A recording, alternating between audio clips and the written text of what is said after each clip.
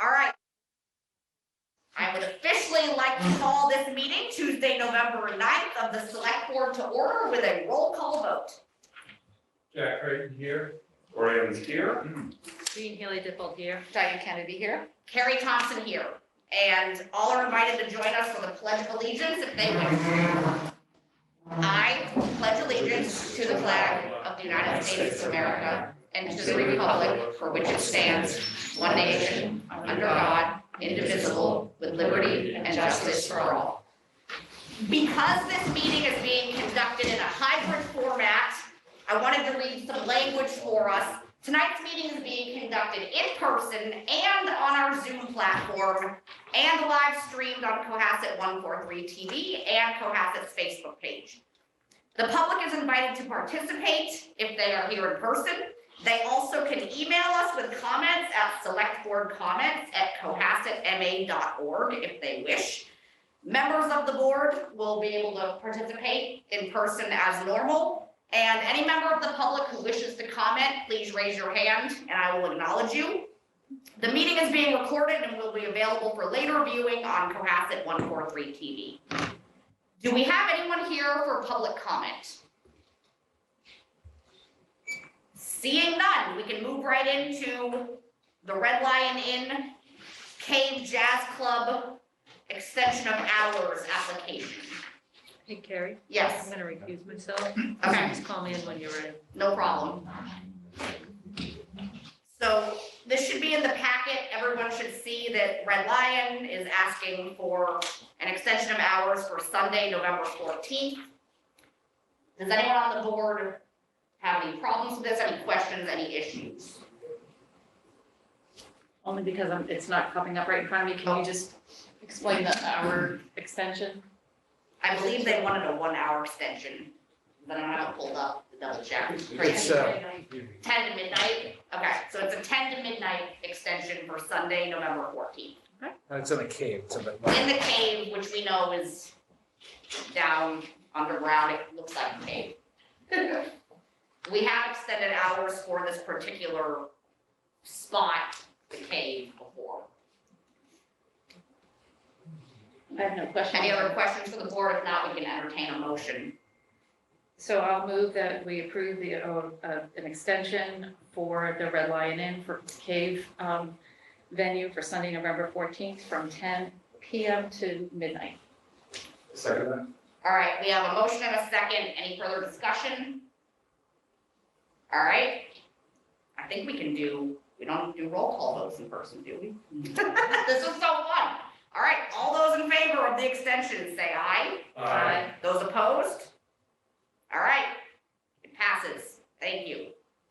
Moving on, some very important town meeting warrant articles for our special town meeting. We have a final review and vote, and then hopefully closing and signing the warrant. Chris? I think I got grab change. Okay, yeah, Keith.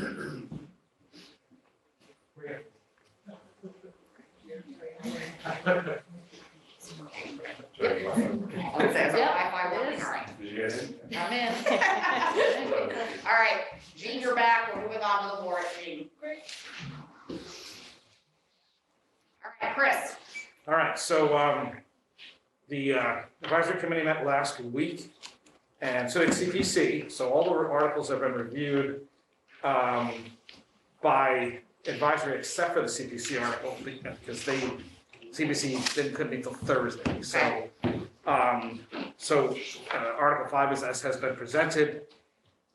There's 2 projects: the defibrillators and then an Elm Street water main replacement. Everyone has voted unanimously to recommend this to town meeting so far. Okay. By the way, everyone on the board, you should have a copy of the draft warrant in front of you if you want to glance at it. All right, any questions on this one?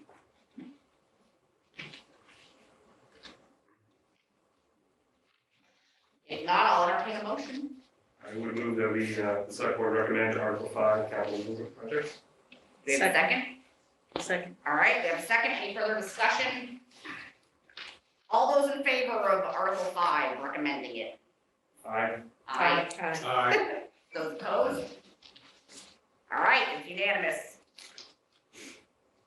We're getting in the groove with our verbal votes now, being in person. Yes. We're not used to it. It's very different than the roll call votes. All right. So, Article 6 and 7, you heard last week, a presentation by Warren Lind, the Director of Planning, and Katie Deegan from the Master Plan Implementation Committee, Zoning Bylaw Working Group. The votes of advisory were 6-1 in favor for the first one, the definitional changes, and 7-0 for the ledge protection. So, Okay. And obviously, we're gonna be talking a lot more about some of these issues at 8, but does anyone have questions or issues right now with Article 6 and 7 in their current form? I'm trying to remember the dissent, but Yeah, yeah. take a look if you. All right, Are we voting on these now, Carrie, or are we gonna wait until the presentation? no, we're voting on them now. We had a presentation this week. Yeah, I just have Yeah, kind go of a ahead. silly question. Yeah. In the typing of this, some of them have like frontage, comma, space, legal, and then access, comma, no space, adequate. Is that just, does that matter? Does that need to get you're cleaned such a up? good copy editor, Diane, I love this. I just don't know. Yeah, same with way, comma, and there should be a space qualified. Does that make sense? yeah, we can fix those. Okay, I just want to make sure that Yeah, no, we that can, it's as clear as possible. we can add the space, I know it that's just a script. I know it doesn't mean anything. It's not a content change, it's more just a Yeah, we can, ease of reading change, okay? all right, that's easy enough. Just the only other question I have, Chris, is whether there will be any expansion on the informational summary for the purpose Well, of. so there is, if you look, there's an appendix here. Okay, didn't So, see it. yeah, there's an appendix, it's called Appendix A, if you look, and it's the report of the zoning bylaw working group, which describes in much more detail what this is all about. We thought that was kind of important, but I didn't want to throw it into the main body of the warrant, because we don't normally do that. Yeah. So I think this is helpful. And the same thing with Article 7, there's a similar report from them, because this was kind of complicated and so. At the same time, we've historically done a pre-town meeting TV show. We Yeah, gotta do that again. Right. And we'll talk about how to, because, the people need to understand this going into the meeting as much as possible. And then how to present that at the meeting, whether, a short video or something, or some kind of presentation. okay. Does that answer? Fantastic, thank you. And Jean, just to clarify to your question, the purpose of this starting early is to close the warrant and get that ready. And the Okay. purpose of the 8 o'clock meeting is really to talk about process and future and, I just wanted to clarify. yeah, no, so it's a valid question though, so we're gonna be talking a lot about that. Does anyone have any other thoughts on Article 6 or 7, what's written on pages 12 or 13 in terms of the appendixes, which I think are really helpful? I thought the presentation we had last week from zoning bylaw working group kind of really laid out clearly what this was doing, why we needed it, and, I'm in support of it, so. Yeah, I could point out, having been in a very, very large number of outreach meetings across the community, over not just what led up to this, but over the past couple of years, that these are issues that we hear repeatedly. We hear of the select board and the various zoning boards have been hearing that. A lot of thought has gone into that, a lot of the language has been changed, some of the things that were asked for were deemed to be kind of more of an overreach, so this is a very good compromise, and it really does effectively give the town the tools to manage our growth, so I'm strongly in support. I agree with Corey and Jack. I think last week's presentation was great, and this is something that we continually hear that residents of the town care about and want, so well said, both of you. Ditto. Okay. It's been said. Thank you. Yeah, I think I said it all last week, and I think this is a good example of us making some very practical strides towards our zoning reform goal. So I'm happy to see that it's happening so quickly too, because Yeah, these are sort of threshold issues that probably have long needed addressing. all right, well said. If there's no further discussion, you can entertain a motion.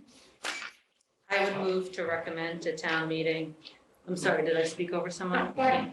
can hardly hear down here. I would move to recommend that town meeting adopt Article 6, the changes to the residential zoning definitions. Second. All right, do we have a second? I did. Second. She seconded. Thank you. Any further discussion? All right, all those in favor, say aye. Aye. All those opposed? All right, unanimous for Article 6. Moving on to 7. I'd move to recommend to town meeting that they approve or adopt Article 7, ledge protection. Do we have a second? Second. Any further discussion? All right, all those in favor of Article 7, say aye. Aye. Those opposed? Okay. Wonderful. Article 8. Right, Article 8 has 3 pieces. There's 2 new projects. One is Milliken Field improvements, and that is a replacement of a staircase on the Bancroft Road side that's used primarily by kids and also parents who are coming from this high school area if they're popping over there.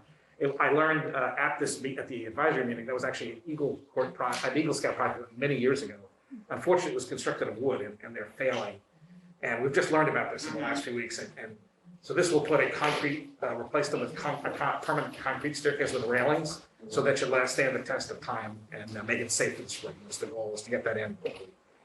The next one is a beach wheelchair. That's something that was a good conversation. I know Jean can talk more about it. And that was recommended. Then the last one is just an extension of money that had been approved for the boathouse. The extension that was already granted expired in June, and this gives them 1 more year to spend. So, I think that- Okay. Jean? Yeah, I'm happy to answer any questions. I think Chris summed it up pretty well, though. CPC, like you see here, voting Yeah. 7-0. And it definitely seems like safety and accessibility is an issue, and we really care about that as a town, so. Yep. I have no problem with it. Corey? I've got no problem with it, but I mean, I think this is necessary, it's kind of an important message for everybody. Yeah. I mean, Sandy Beach is its own nonprofit group. Fundraising is really important. I know they do a capital drive every year. This is really something that Sandy Beach should be able to afford, and, you know, we should support them and help them in getting the donations, which would be tax deductible from the community to support this. So I'd like to see the community kind of step up more and kind of take the lead on this kind of stuff. I'm very supportive of this, but I do think it speaks to the need for us to participate more in these institutions that are so important to our town, getting the fundraising capacity. I agree. I think that's a broader discussion we need to have, how we can support Sandy in more ways possibly in the future, because clearly it's needed. So, I just, Diane kind and of Jack. being a procedural buzzkill, which is Go ahead. typically we don't make recommendations until we have advisory votes. So, I mean, I was at the meeting, I heard the presentations, I'm fully supportive of this, but we may want to defer a vote until we have the vote for Isn't it- advisory. Isn't this our last chance though? to Well, vote for, for for, it? for the warrant, yes, but not for town meeting. Okay. So advisory is not gonna, they're gonna, at this point, they may not meet until town meeting. I don't think it's gonna be any controversy particularly, but that is procedural matter. You can wait it and wait out, and then it'll just be announced that night, or if you do it at the next meeting, if advisory meets before we do the motions, the vote will be included in the motion package. Okay. How does everyone else feel about that? I don't think there's anything that's controversial here. Yeah. And I do agree, I mean, town meeting is a lot to do, so if we can simplify the time that our residents are having by not having another procedural vote, I think that helps us a little bit. If there's anything on here that we really wanted to hear from advisory on, I'd certainly defer to them, but I'm comfortable voting for it myself. I'm torn because I do respect the president of waiting for advisory to do this, but I also see that I feel like this is kind of a no-brainer. So I'm torn about it. I could go either way. I'm fine with voting tonight, or we can wait till town meeting. Jack, you have any opinion? Well, this is tough, because I think Diane is a very good point. I would say in a COVID world with everything compressed and it's difficult doing public business, that we should take Diane's very astute suggestion to heart. But I think for expediency matter, because it's clear, and I've talked to advisory people, I don't think there's any controversy in this. I would say in this case, we should move forward, but I think Diane's case was very well presented, and as people know, I tend to be sympathetic. Mhm. Remind me, why didn't advisory vote on this? Because, The because, They timing? met prior, The yeah. timing. Yeah. They met on Wednesday and. it's just a matter of timing. And I do think the storm did throw off It did, Yeah. the timing too. yeah. It did. So we're dealing with multiple factors here. It's not a COVID thing, it's more of a storm thing. Yeah, we lost a week, basically. Right, so they lost a week. That's why you're here tonight. So Diane, I totally respect your opinion. Jean, how do you feel about moving forward with the vote tonight, or do you prefer to wait? I'm fine with moving forward. All I right. think this is Diane, are you? Oh, yeah, I'm fine. Okay, it's a valid point, I just have, yeah. and we don't wanna open up, it's a slippery slope if we start doing this a lot more, but I think we need to. I be would honest about never, that. ever want to do this on straight up financial articles. Okay. CPC All right. money. I agree. This, you know, I think the recommendation of CPC usually holds more sway than any of our Yeah. recommendations, frankly. So I'm fine with that. I wanted to point it out procedurally. All right. All right, I'll make a motion that we recommend Article 8, the funds for community preservation. do we have a second? Second.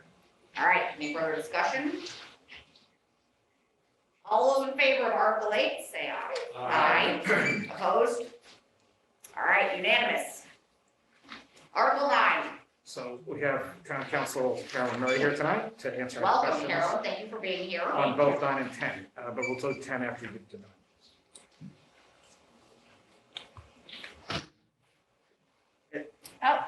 And All right then. Whoever wants to start, I know this is a new one.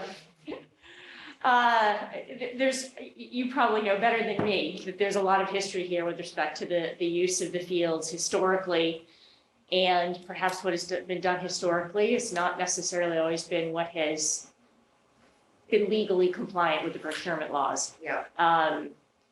And I kind of felt a little bit like the skunk at the lawn party a few months ago, having this conversation saying, gee, maybe this isn't the way we should do it, but I think everyone, I think we've had some good discussions about why it's time to just, fix this going forward.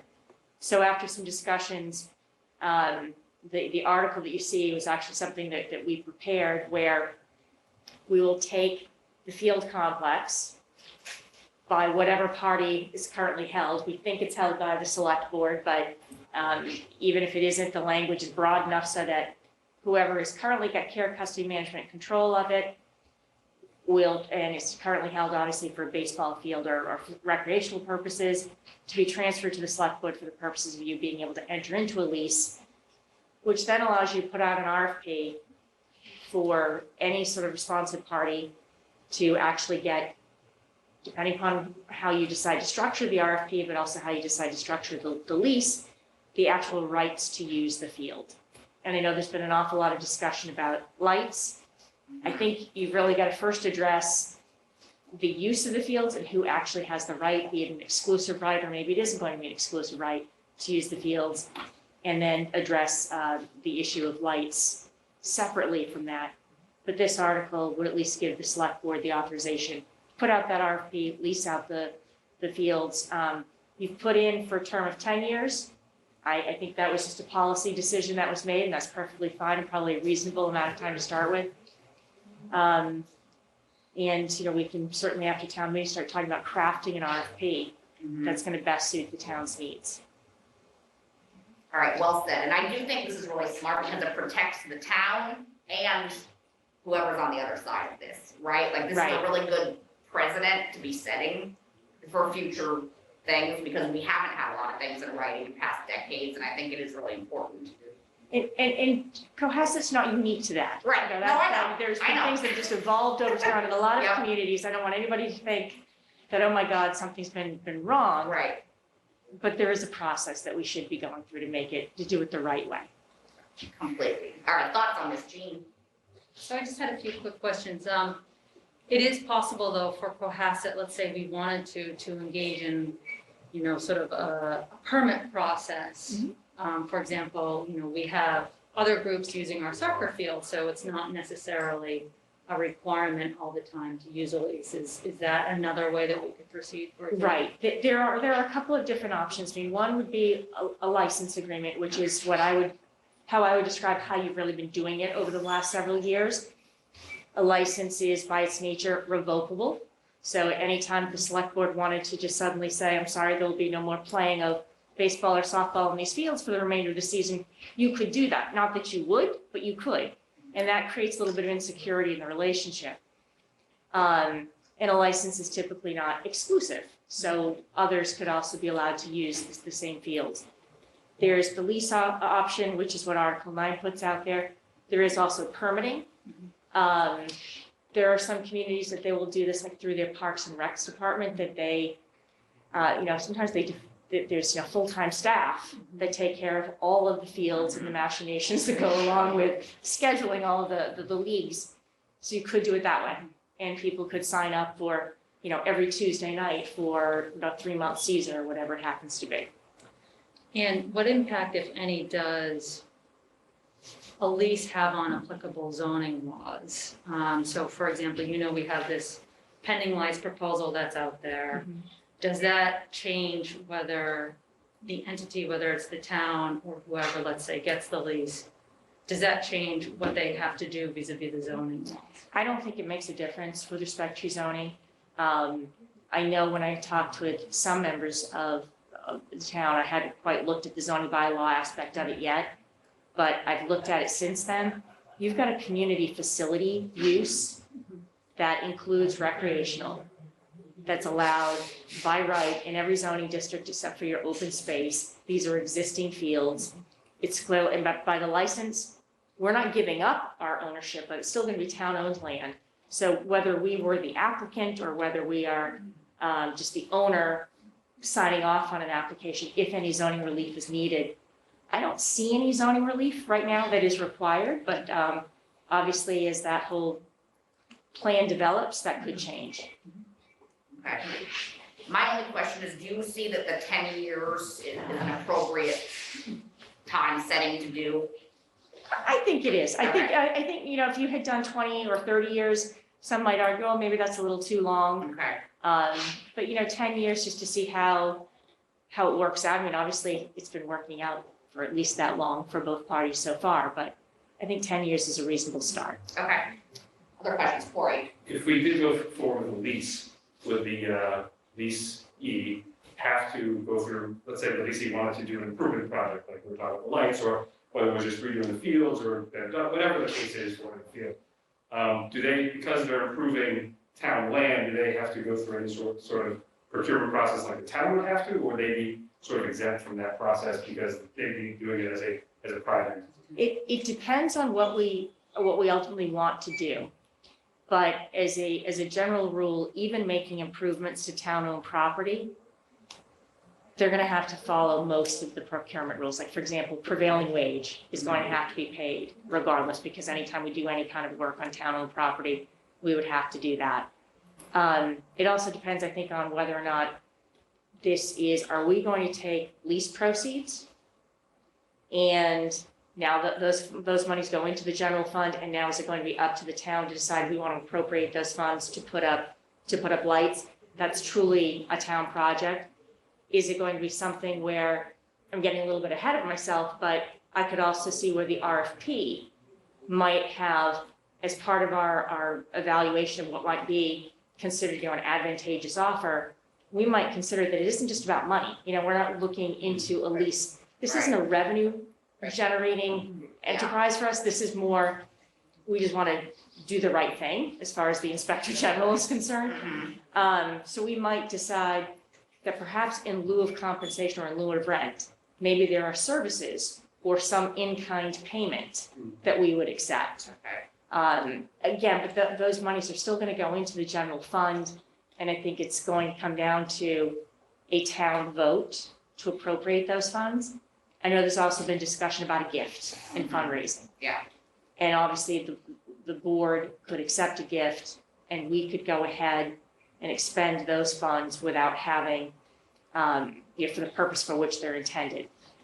But still, if we're going to go ahead, quite frankly, I think anytime we do work on town-owned land, we want to be in charge of this. We want to know who the contractor is. We want to make sure they've got proper insurance. We want to make sure they're reputable. We want to make sure it's all done right. I don't know that we want to outsource that to like a third party to do it. Okay. Well, Jack, go ahead. Yeah, my sense is that what we really want to do is to make it clear that the select board has the power to lease this property off the route. And that we would have the power to determine the terms of that. And I'm fine with that. I'm not quite sure what this verbiage entering into long-term lease and enter to the agreements, that's fine. But from the select board or other board or commission currently having custody and it says what it should be, for the purpose for which that parcel is currently held to the select board for the purpose of entering into a long-term lease. Does that tie the select board's hands and that we would have to lease it? If this requires to lease it to the, the baseball group? It does not require you to lease it, no. Because I think this is obviously an issue of great concern on a number of parties. I've been in a number of different attempts to bring the parties together. But I think the select board is going to ultimately have to have the power to decide what's going to happen. And there will be a vote at the meeting that appears, so the town will give instructions which may or may not be binding, but will probably end up listening. But I just want to make sure that this just says the power to lease that resides with the select board to exercise in their discretion. In my opinion, it absolutely does. Diane, But just to clarify, in order to enter into a lease, we need authorization from town meeting. We wouldn't need authorization from town meeting through an article like this to do a license or a permit.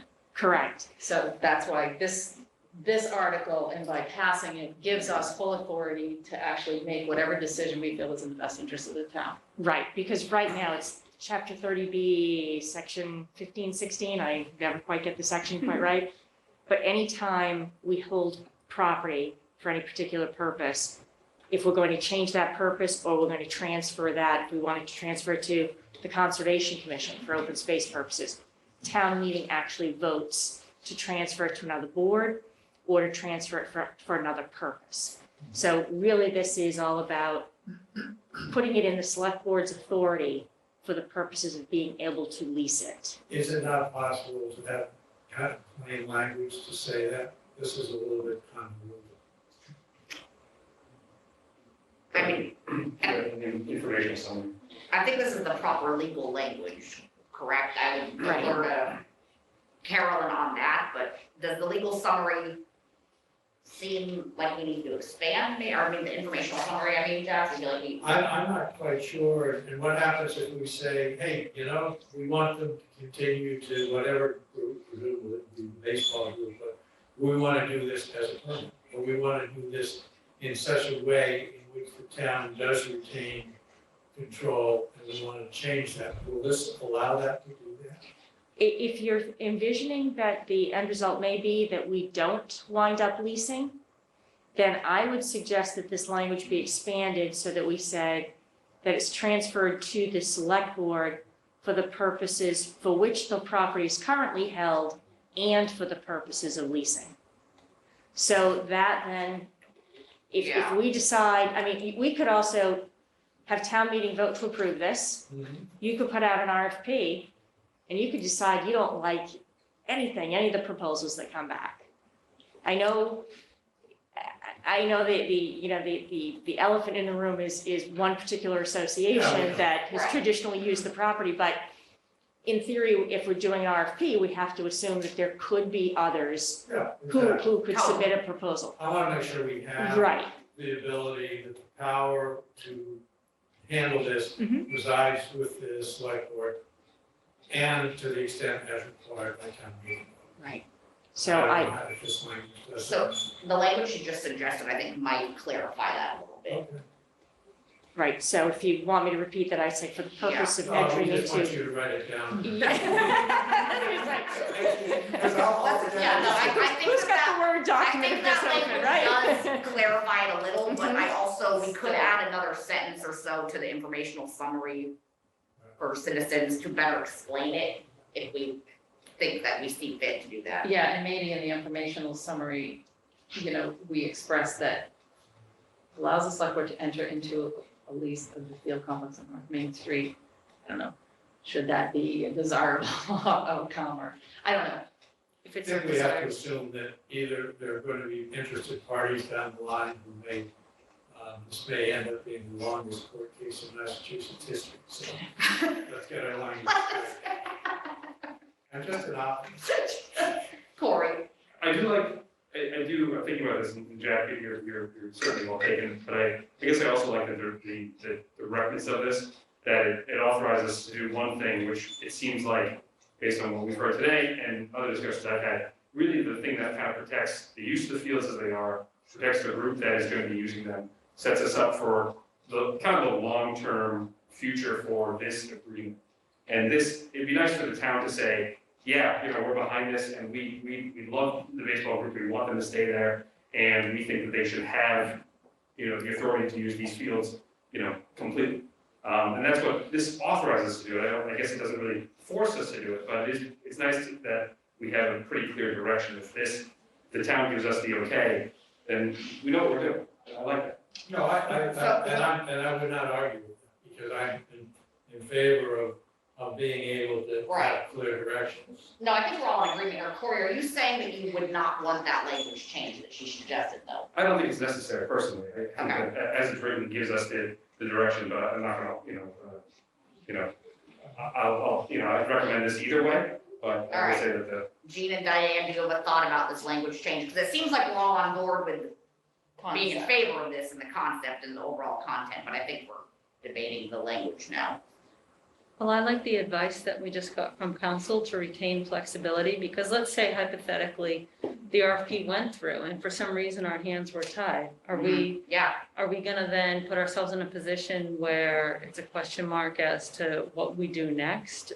If this language is overly rigid, because then do you wanna face a spring season with a what we do next? Right. Not having that clarity, to maintain status quo at a minimum, and so I think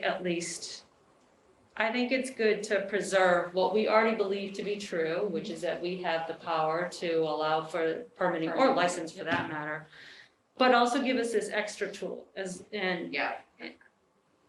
Diane, you From agree? a practical standpoint, I think that sits a little bit better with town meeting, just because people always get worked up about, like, what are they gonna do? We're Right. giving them the power to go out and do something.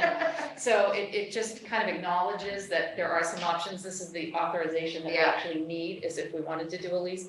And I just want to be very careful that, if we were to go into a lease, it does have to go up to RFP. And Yeah. so, we can't prejudice the process, yeah. although we can certainly construct an RFP that would limit the respondents. Right. I think that makes sense publicly to say. Yes. All right, so it seems like we're mostly in agreement, and I know we gotta move it along to get our 7:00 meeting I started. saw the big thumbs up from Corey. Oh, okay. Keep me in line over there. Corey, you want to make a motion? Yeah. I don't recall the language change, so We could just say. So we I'm happy to stated like- reread it. Yes, If you want, please. the language change I propose is on line 5. We'll put it on line 4. So currently held, for the purpose for which the parcel is currently held to the select board, for the purposes for which the parcel is currently held, and for the purpose of entering into one or more lease agreements. I move that we recommend Article 9, field lease authorization to town meeting with the changes as phrased by town council. Second. All right, we have a second. Any further discussion? All those in favor of recommending Article 9, say aye. Aye. Opposed? All right, 5-0. Last one, Article 10, you all should have a piece of paper in front of you for the Parker Avenue boat ramp. So the language on this has changed a little bit. There's been a back and forth with Sharon Everett from Carolyn's firm and Counsel for marina next door. So the language you have now in front of you, I think, and a little map, which we're gonna put in the warrant as well, so people will understand what this is all about, seems to meet everything. I think, so, yeah, this is, as I said last time, mostly housekeeping in the sense that these things kind of already exist. If Yeah. we're building something new, we should make it clean. And this also, again, this has been council going back and forth, and Carolyn's firm gave us this language within the last hour and a half, so I think we're good. Okay, Unless Carol has something else to add. No, I don't. I have complete trust in Kieran's revisions. all right, it looks good as I'm reading it, Diane. My only question is, just again, from kind of the practical standpoint, this is exactly why I'm not on Concom or planning. And I like the map.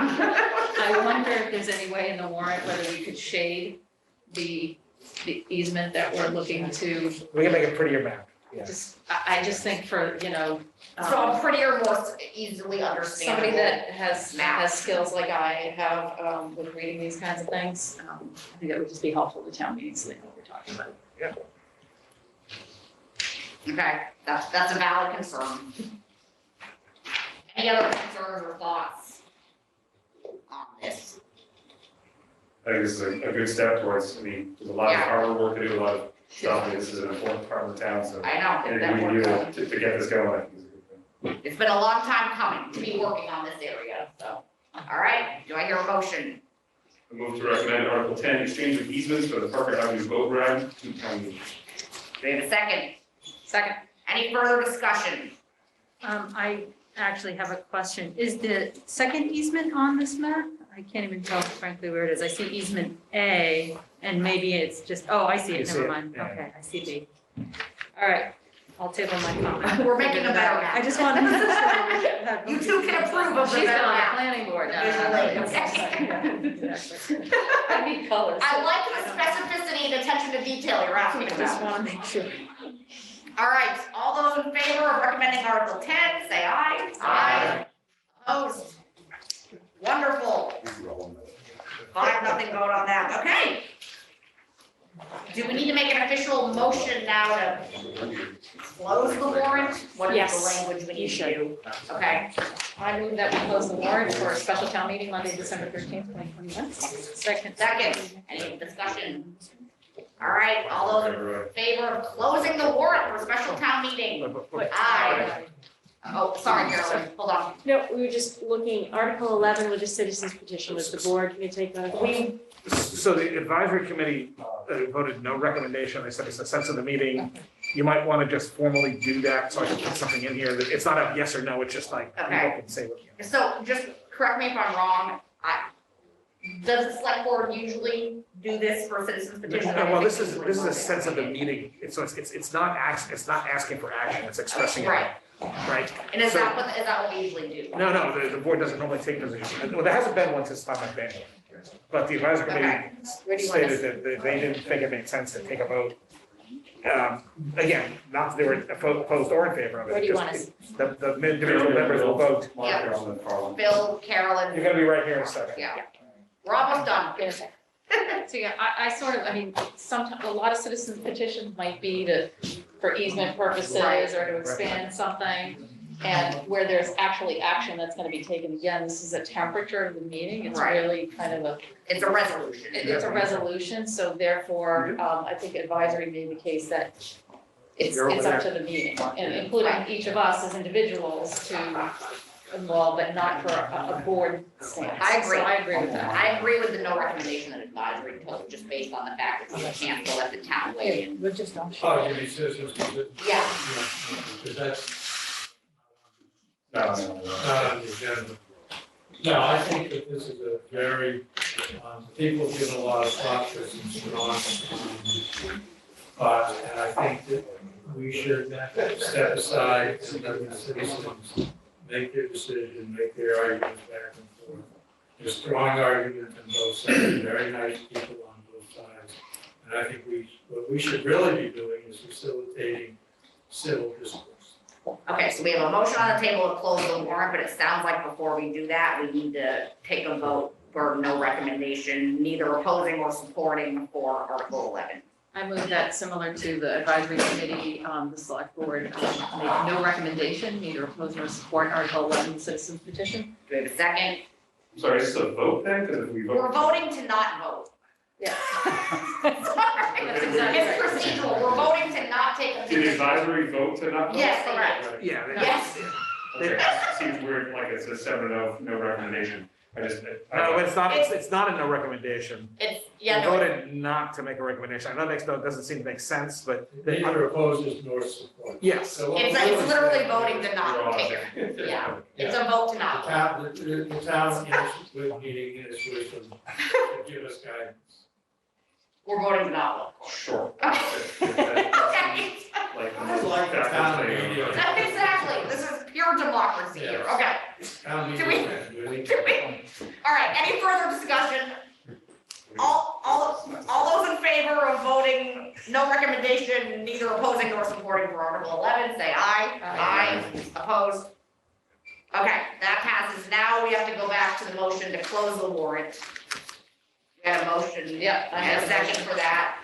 In favor of closing the warrant for a special town meeting, say aye. Aye. Opposed? All right, the warrant is closed. Great. Okay, all right. So that- Carolyn, thank you. You're welcome, thank you. Appreciate Well it. done, excellent. All right, we can get the warrant signed and very exciting to be moving on to our joint meeting with our town hall building committee. Everyone come on up, make yourselves comfortable. I can do that. Sorry for interrupting. I thought you I know. guys were ready for us. I would have been asking where we were, should actually. sit. You made us We rush were, we along. had a little, we apologize for the delay, but it's so good to see everyone in person. The message that was delivered was, they're ready for you. So we were just like, okay. That's We pretty need you to good. vote to not vote before We you. have We have to vote been no. waiting, we have been waiting Yeah. for you. It's all good news to go with. Exactly, exactly. All right, is everyone here? Is anyone else coming? We're waiting for- This is it for now, yeah. Okay, all right, well, this is exciting, and I just want to start off by thanking all of you for this hard work you've done for many years. Some of you have been working on this for a lot longer than maybe you wanted to, and it's important and it matters. And the way that we treat our public buildings in a town matters. And I just want to thank you all for the hard work and all the progress that's being made. I know we're really excited to review the project and talk about possible financing and have a discussion about this. So Phil, I'm gonna let you open it up and turn it over to you to get us going. All right, well, thank you very much for having us. We've got a little presentation to show you. Great, Nice to have the name tags, I like this. very efficient. Makes you feel important. Nice to be in person. Oh, yes. You are important. It was, over a year and a half ago, last time we were here. I know. Right, so, Carolyn Coffey and Mark Cameron. We Yeah. also have Steve Kirby with us. Steve Hi, is Steve. representative of Vertex, who is our project Great. management group. He's here for any answers you may have questions on. And we also have Phil O'Brien, I believe, on the phone. Okay. From the design group, JRA, Johnson Roberts, to help with any questions. So, Wonderful. we're just excited to show you where we're at. We've got some neat Whenever you're visuals. ready, just let us know, just, We are excited too. Yeah, cool. I'm going to turn it over to Mark. He's going Yeah, I to think, do a presentation for us. Hi, Mark. Hello. You all open your meeting? Is there, We don't even have a quorum. Okay. Okay, well. Good enough. Thank you, Bill. Thank you. Point. So just to give a project update here, skip to the next slide there. So since spring 2021 annual town meeting, we've moved into the design development phase. We've been analyzing the constructability behind geothermal, getting very detailed in the life cycle payoff, the benefits, the cost analysis of geothermal. We're still reviewing that at this time.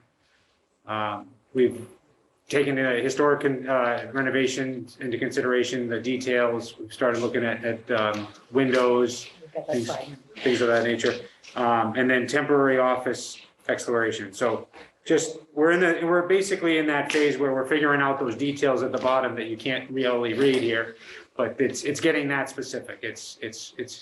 We've moved on from the concept to now into getting some details together.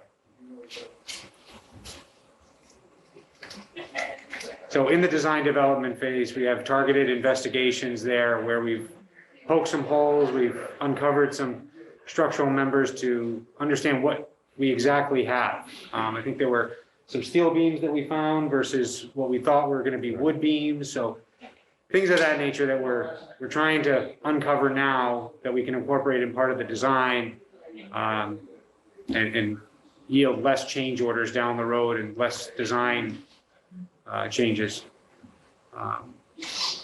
We've also been looking into the details of the VRF, HVAC, and the geothermal. So we've got a cost analysis on the geothermal specifically that's imminent in the near future. And the engineers are going through some numbers there. We've had some consultants involved. And so we're looking through those numbers and we'll be able to make our final recommendation on geothermal. What does VRF stand for? Variable refrigerant flow. So it's those little cassettes that are in the other, they call them cassettes. They're in the ceiling, those ceiling mounted units that go in the 2x2. So basically it's smaller piping, smaller duct, and there's advantages of using a system like that, gives you more control, room to room. They're rather efficient. So each room has its own unit? Okay, so, okay. Yeah. Yeah, Diane. Just if you can even answer this question, which, when you said you found like steel beams where you thought there might be wood, like, just in total, are you seeing more favorable Issues or? We actually are. I mean, there was some information as to the dimensions of the truss layout on the second floor of Old Town Hall that was a little surprising. We had a little bit more room than we thought, so that was favorable. We found the steel beams versus wood, which was in that case was favorable. Something there in the right place. The overall old building is structurally in fairly decent shape. So I don't know that we've uncovered anything horrific yet at this point. No, I haven't heard anything that's a game stopper or anything, but, All right.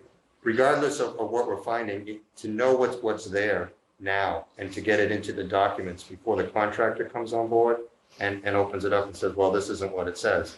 Like Mark said earlier, it eliminates the chance of a change order that we could have intercepted in the beginning. And it helps the designer with, in some cases, their layout and their clearances. All right. Any other questions before they move on? All right, keep going. So just speaking to the historic preservation, the old town hall will be treated a little bit differently than the new addition would be. From a technical side, the walls breathe. They're going to continue to breathe. We're not going to introduce new vapor barriers and insulation to change the makeup of that wall that's been there for hundreds of years. It would be detrimental to its life if we interfered with it. It's been breathing. It will not be the most efficient wall structure, but it's a historic building. The intent is not to rip everything down and replace it with all new. It's a preservation. So it's to repair what's failed. It's to restore it. There are some options with the windows that we are vetting through the energy performance factors as well as the cost and aesthetic values of different window options. And again, all of this is following historical preservation guidelines and common practices here in this type of work. Mark? Quick question on the Department of Interior guidelines. Are those the same guidelines, and I assume they are, that from a CPC standpoint would be the guidelines that are vetted for CPC fund purposes? And that was presented to CPC there as well. Yeah. Remember Susie Wadsworth, who was on the Historic Commission, was very pleased to hear that we were following this. Good. So we just wanted to quickly go through some updated renderings. You've seen the exterior, but it's been 6 months, so we figured we would give a little reminder. So there's the front on angle, and we'll just go through these quickly, thanks. And the side on with the front door coming off the parking lot on that side. The next slide is just showing the parking layout. We're going to have the same number of parking spaces as we currently have. And then the exciting part is we've got some interior renderings now. This would be the vestibule. As you walk in, you're in the vestibule looking, and you can see straight ahead of you are the double doors into the Old Town Hall auditorium. And the on the right and the left here are going to be the access windows for the town clerk and for the treasurer collector and the building department.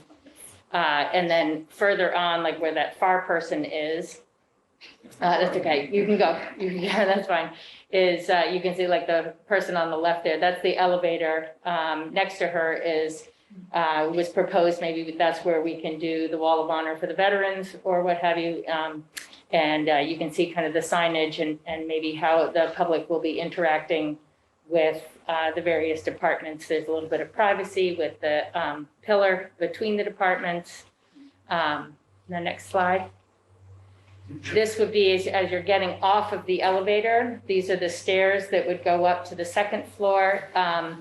Unfortunately, we can't have an open stairway for 3 floors. You can only do it for 2, so we have to enclose the stairs going down and make them fire safe. So that's what that door, the first door that you can see there is, and then the 3 windows to the left of that are a conference room. And on the next slide, you see, this is what you see when you get to the top of the stairs and kind of look to your right. The town manager's office would be straight ahead of you through those double glass doors. And then on the right and left will be meeting rooms. And the next slide shows this would be the meeting room that's on the right, as a possible configuration. So those are some of the more detailed design pictures that we've been working with. And then some of the other details, Mark will continue to go through the things we've been exploring. So we're continuing to look at options of temporary office space, looking at our needs. We've explored some commercial spaces in town, trying to see if there's an opportunity there versus a temporary structure in town that we would have put up and take down. And then below is the timeline that we've presented in the past here of which is, we're at that winter, approaching that winter December timeframe of design development being complete and progressing into construction documents that would be issued for bid, and ultimately bidding through March, and then the additional ask in the spring 2022 town meeting. Could I just ask a quick question about the temporary space? Yep. So I know you've considered a few options, including the senior center. Can you talk about some of those options? So the senior center seemed to be a less favorable option. There was, we originally tried to find space within town, land to put a temporary structure on, which proved to be a very challenging task, as nobody wanted to give up any use of the land that it was on. So, or where it would be going. So it was, there were several factors involved, and again, access to the site, parking, all these kinds of factors were playing into it. And Plumbing and technology were also Yeah. tricky. yeah, so best use of funds for something that was going to be there for less than 2 years was, okay, let's see if we can find something within town. Again, it kind of, the downside of that is it's not completely in our own destiny. We're relying on the commercial market around us. I don't think it would be well received if our town hall was in Hingham or Situate, but No. I think that Norwell put theirs in Hanover for a little bit. Really? I think they did, over by the Target, yeah. because they were experiencing it. So we didn't want to go that route, but I think as a primary option, we'd like to find a commercial space in town. Yeah, ideally, we really want to keep it in town. Well, yes, Yeah, and it would have to be a very special property in a different town for us. to no, consider. and the idea was to keep it as a commercial building that Yeah. exists versus a temporary. But there would be most likely a contingent plan if something didn't work out. So you mean like renting space on 3 or something? Correct. Okay. Okay. All right, any more questions about this part? All right. Then finally here is, so the 13.5 to 14.5 million dollar estimate was from January of 20 and with no escalation included. So right now, as we've completed the design development drawings, there's the cost estimate related to the design development drawings is due back to us soon from AM Fogarty, and we will be analyzing that as a committee, going through that, seeing where the numbers have come out now that we have more details of the actual building in place. And then we'll be able to put that into our overall budget. Okay, And that's where we are at. And great. Congratulations. I know, it's really, it finally feels real seeing those indoor pictures and the inside pictures, those renderings are really special. One question I had about the inside, and then let me know if anyone has questions about the budget and cost.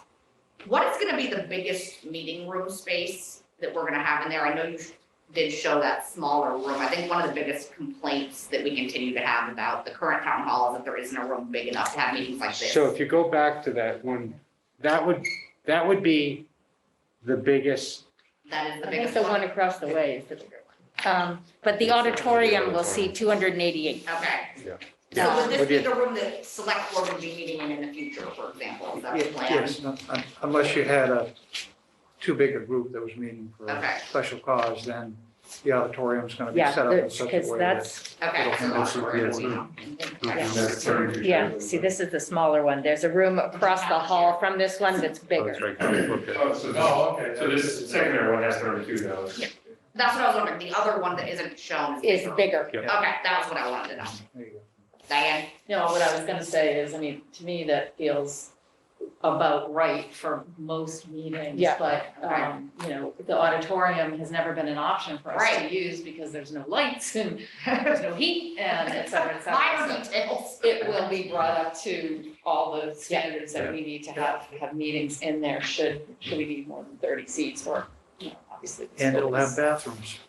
And restrooms, right, That'll we're gonna have to- Our town's pretty good at dealing with no light and heat, so I don't, and heat, I don't know. We're used to it. I don't think we're good at it. Yeah, Different subject, for a different will there meeting. be a generator?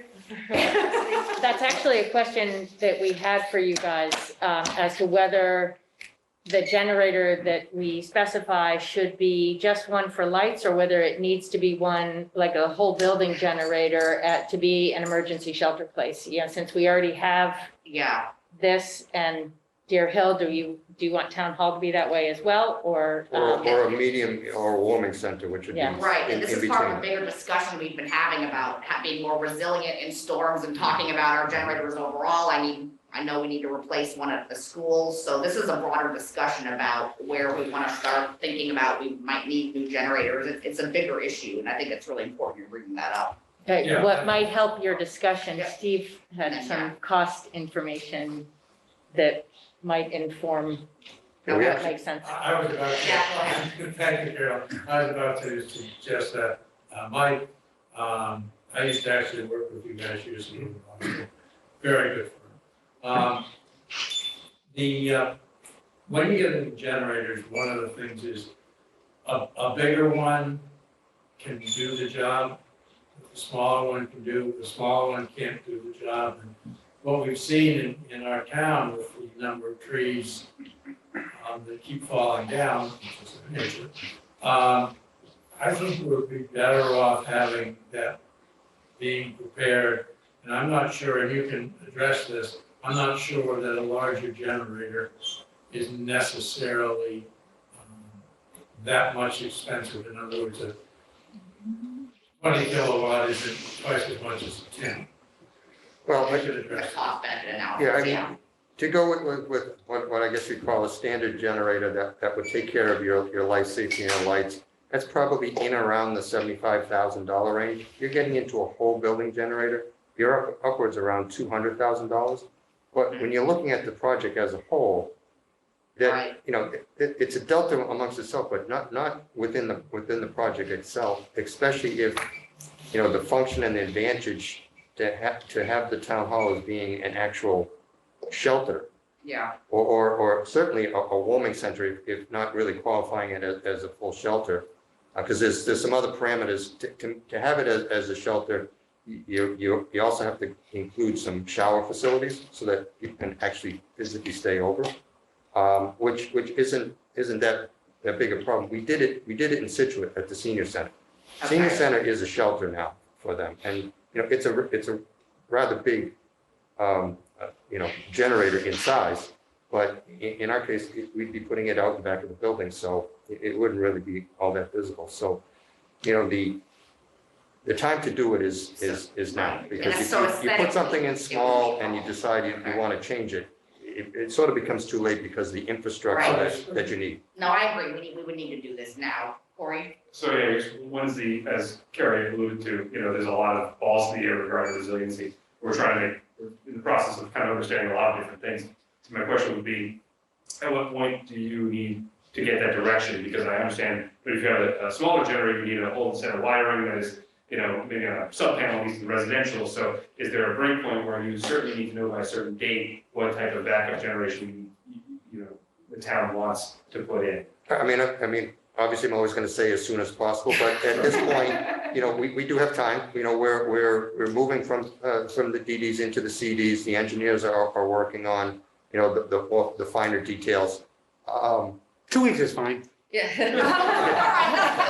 Thanksgiving. We'll make a note. We're not doing anything for next. Diane, But seriously, we are moving into that construction documents phase. So really, the time is now. I mean, this is, you know, otherwise, if we wait too much longer, it would be a change event, right? So it would now be Right. going, you know, the intent is to get as much of what you want, but not too much, because then, you know, before into those construction documents, because after that, after they've been awarded, you know, if you're getting a credit back, you're getting 75 cents on the dollar. Mhm. You know, if you have to buy it, you know, you've lost the competitive buying nature of it. So the intent would be get as much of it in now. yeah, And The best price you're going to get is the price on Right. bid day, right. And because I that's when they really, sharpen the pencil. especially coming off of this last storm, I really think the residents of this town understand the importance of this and Right. support having more public buildings in town that can be sustained and working during long power outages. I would love to suggest a specific conversation on this. Yeah. Because, yes, but, you know, I took advantage of, you know, do we need a full shelter? Probably not. What is it that we actually need during storms? And so I spent a lot of time here because I don't have a generator. And there weren't a lot of people here, to be honest with you. And if it were a real emergency, it was 4 days without power. If there were a real emergency, we would have this place, we would have Deer Hill. And one of the, I think, disadvantages was just that we couldn't answer the phones that were coming into town hall so that presumably with a different phone system might necessitate not needing town hall open or something. But I do think Yeah, I think there's a lot of things to unpack to decide whether, I totally agree, like, we might as well do it right kind of thing, but do we need to overdo it? I do think the reason why a lot of people weren't here though is because of the warm temperatures. I think in bigger winter times, we would need warming centers more. I think we got lucky with the temperatures being so warm, so I think that might have been a reason why we saw less turnout. Here, but you're right, I mean, we could go on about this a long We've been time. parsing $500,000 for 14 years on this project, so, you know, 200, you just go in with it. Outside of Deer Hill, do we have another facility in town, Chris, or one?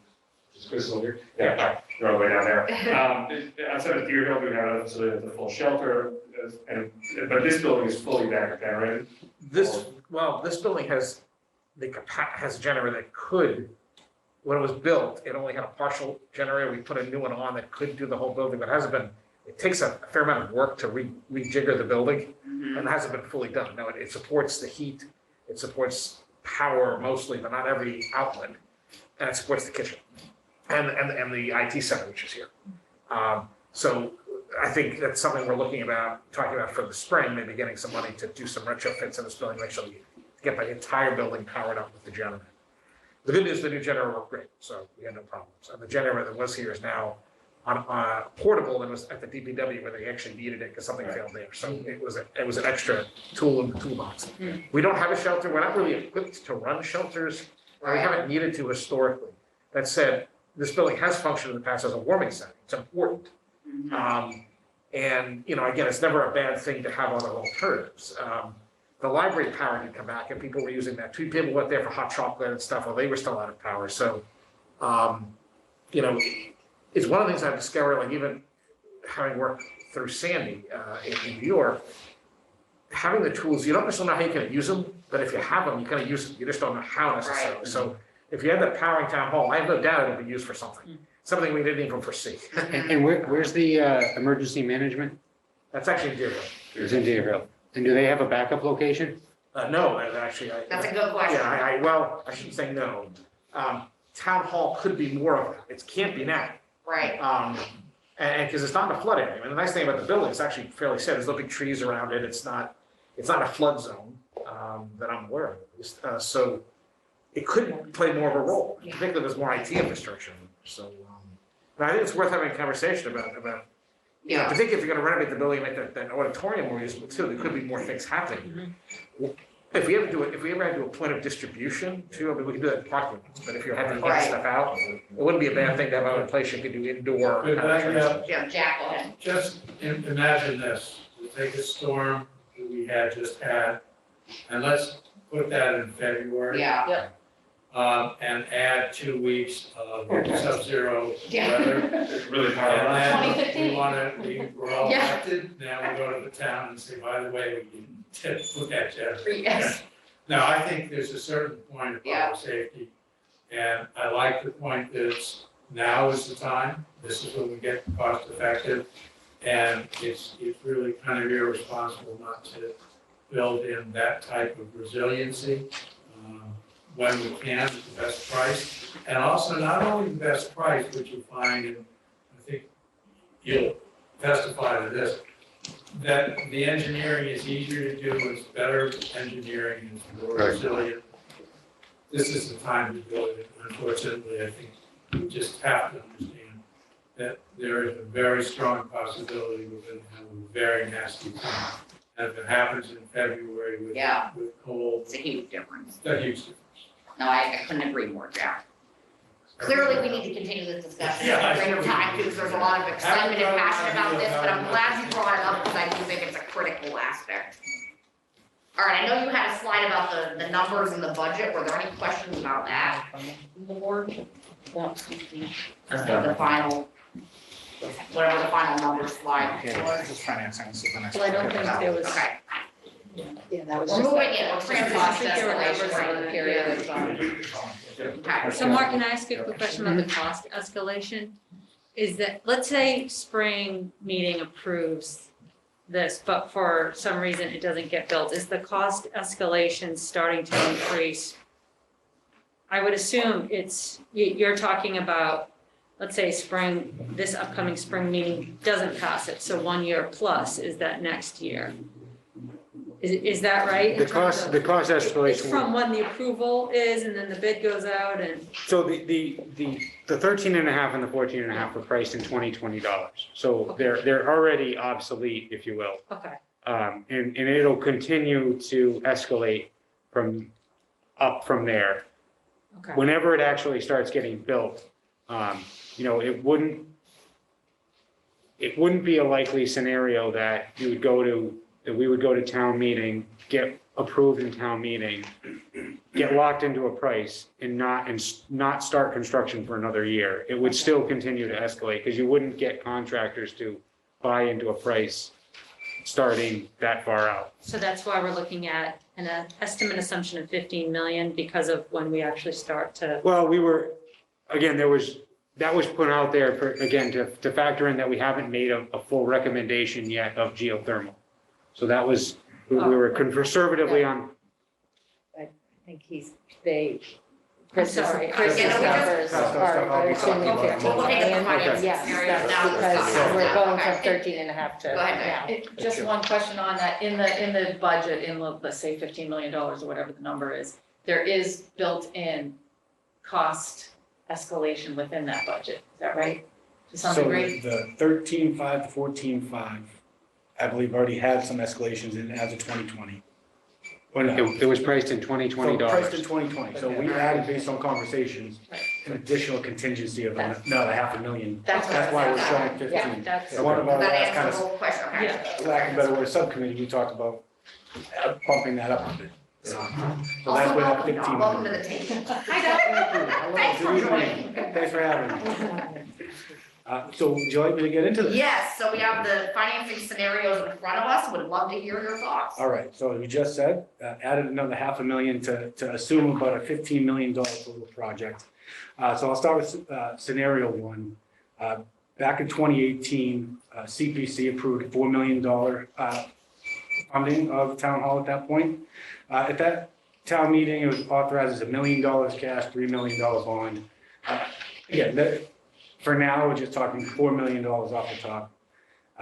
We have a special town meeting appropriation, essentially looking to set aside another $750,000 to put aside for project costs. American Recovery Act, ARPA money, we're proposing using $750 in scenario one. And then another option to kind of start pre-funding this is to tap our general stabilization fund, which right now has a little over $500,000, and really is a $5 million. Did I just say $500,000? Yeah. More zeros. I was like, that doesn't do much. Right? I didn't have enough, Corey, thank you.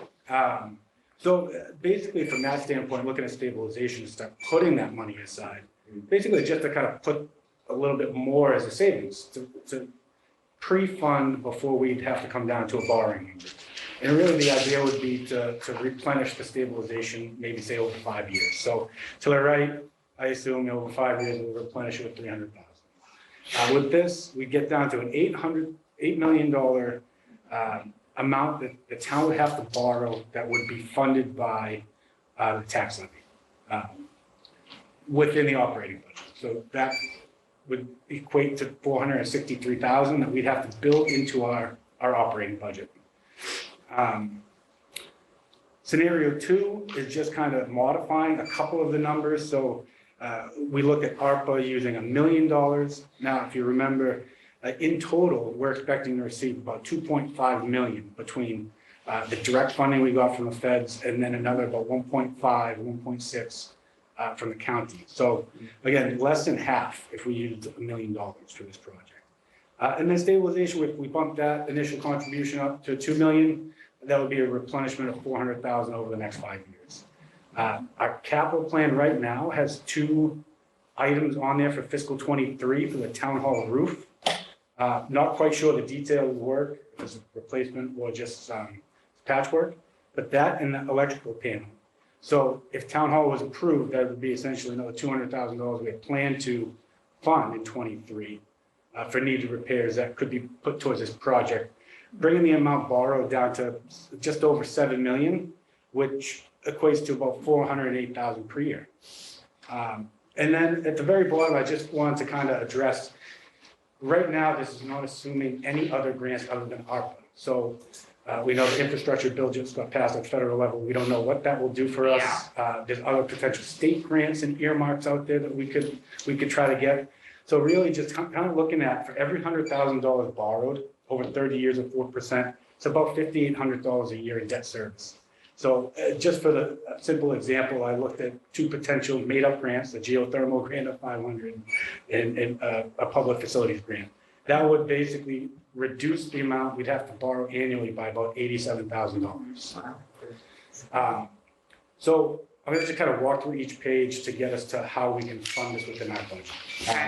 So the next tab, and I apologize, these are extra copies that you guys can come along with. So what I want to do I was gonna say, I'm gonna bore you with numbers. with the replenishment of free cash. I know, I was like furiously writing. Sorry about that. I was should have gonna given take that to you up pictures. front. So what I want to do is kind of paint a picture of what our commitments to free cash are right this moment, what we expect to get. So our annual OPEB contribution, part of it is usually put in the annual town meeting at the operating budget, and then we kind of catch up with free cash. But because of the economic uncertainty in the last couple of years, we use some free cash to fund that. We expect to put that back into the operating budget, but just for this picture, I wanted to show what our full commitments, based on what the select board approved a couple of years ago, plus the $400,000 contribution of replenishing stabilization fund. It ranges in fiscal '23 to about $900,000 of a minimum free cash contribution at a special and annual town meeting, up to $1 million in 2027. Based on our financing policy, we expect somewhere around 1.6 million on average a year in free cash. So that would still leave additional unappropriated free cash of $600,000 to $700,000 per year for our one-time costs. Our zoning consulting fees, one-time projects, things like that. So if we did use that as a funding source of stabilization, it's not really impacting us significantly from a free cash and a one-time cost perspective. And I just say for the Yeah, record go ahead. that I think it was FY12, we never saw free cash. Up to that point. Well, and this is, I mean, this projection, obviously, after 27, we're done. Right. So, Yeah. Yep, exactly. So the next sheet is just kind of laying out the timeline of what, if the project was approved in April or May of 2022, when we'd actually come into borrowing long-term potential, right? So depending on the amount we've set aside between free cash and a potential stabilization deposit, we would potentially borrow or authorize borrowing for June.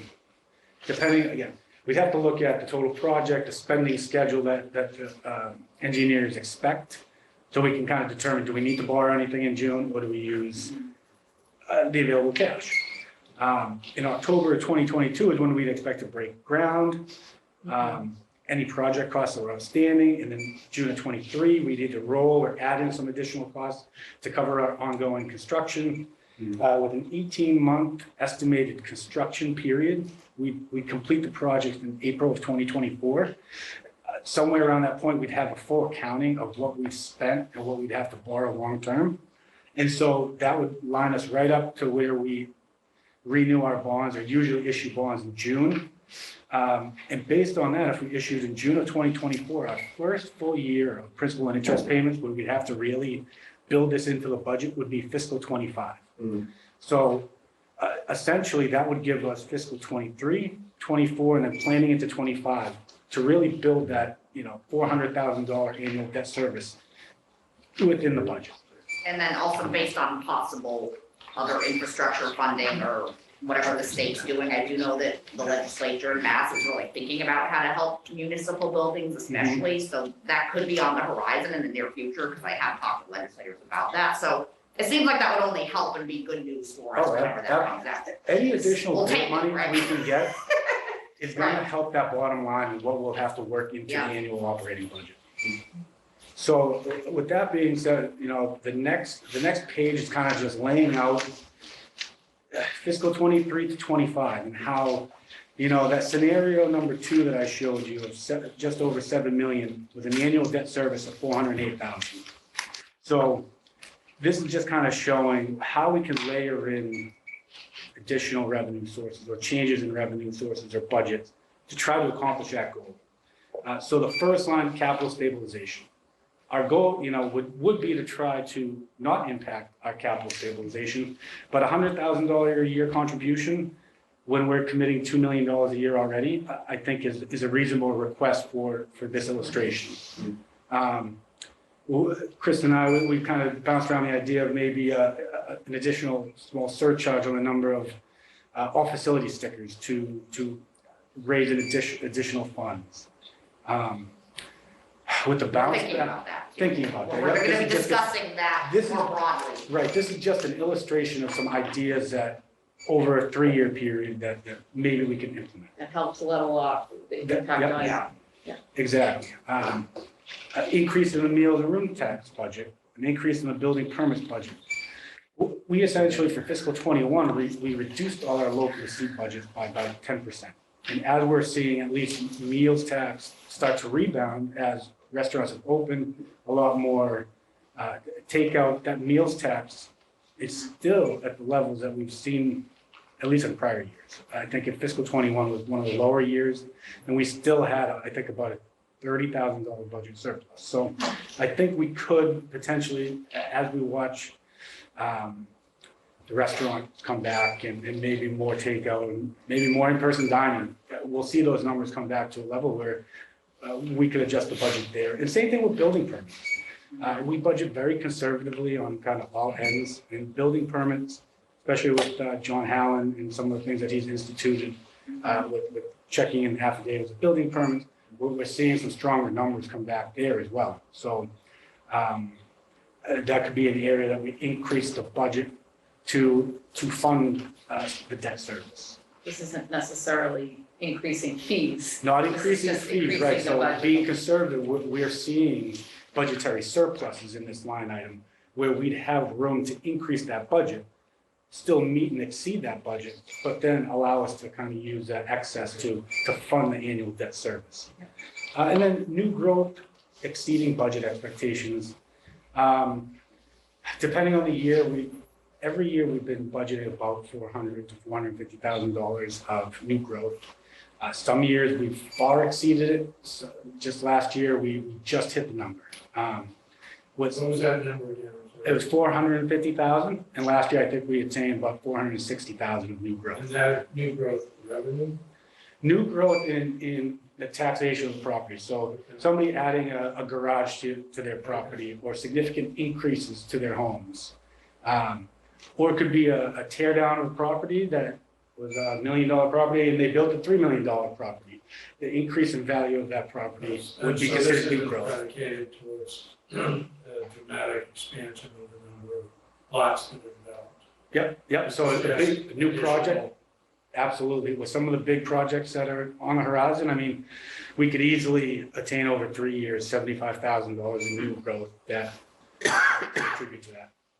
New growth does not include, I mean, we've got some messages from residents where, they've had a valuation increase due to, the economic factors of their neighborhood. New growth it's not included in new growth, correct? No. So it's not like if somebody, got, their property got revalued Assessed higher, value, yeah. it would all help for this. I mean, so it's a really separate discussion completely about. Right, and I don't know the exact calculations, I'd have to consult with Mary, but I know that a DOR has stopped allowing that use of, they're changing the valuation. So this is really just improvements, significant improvements to properties.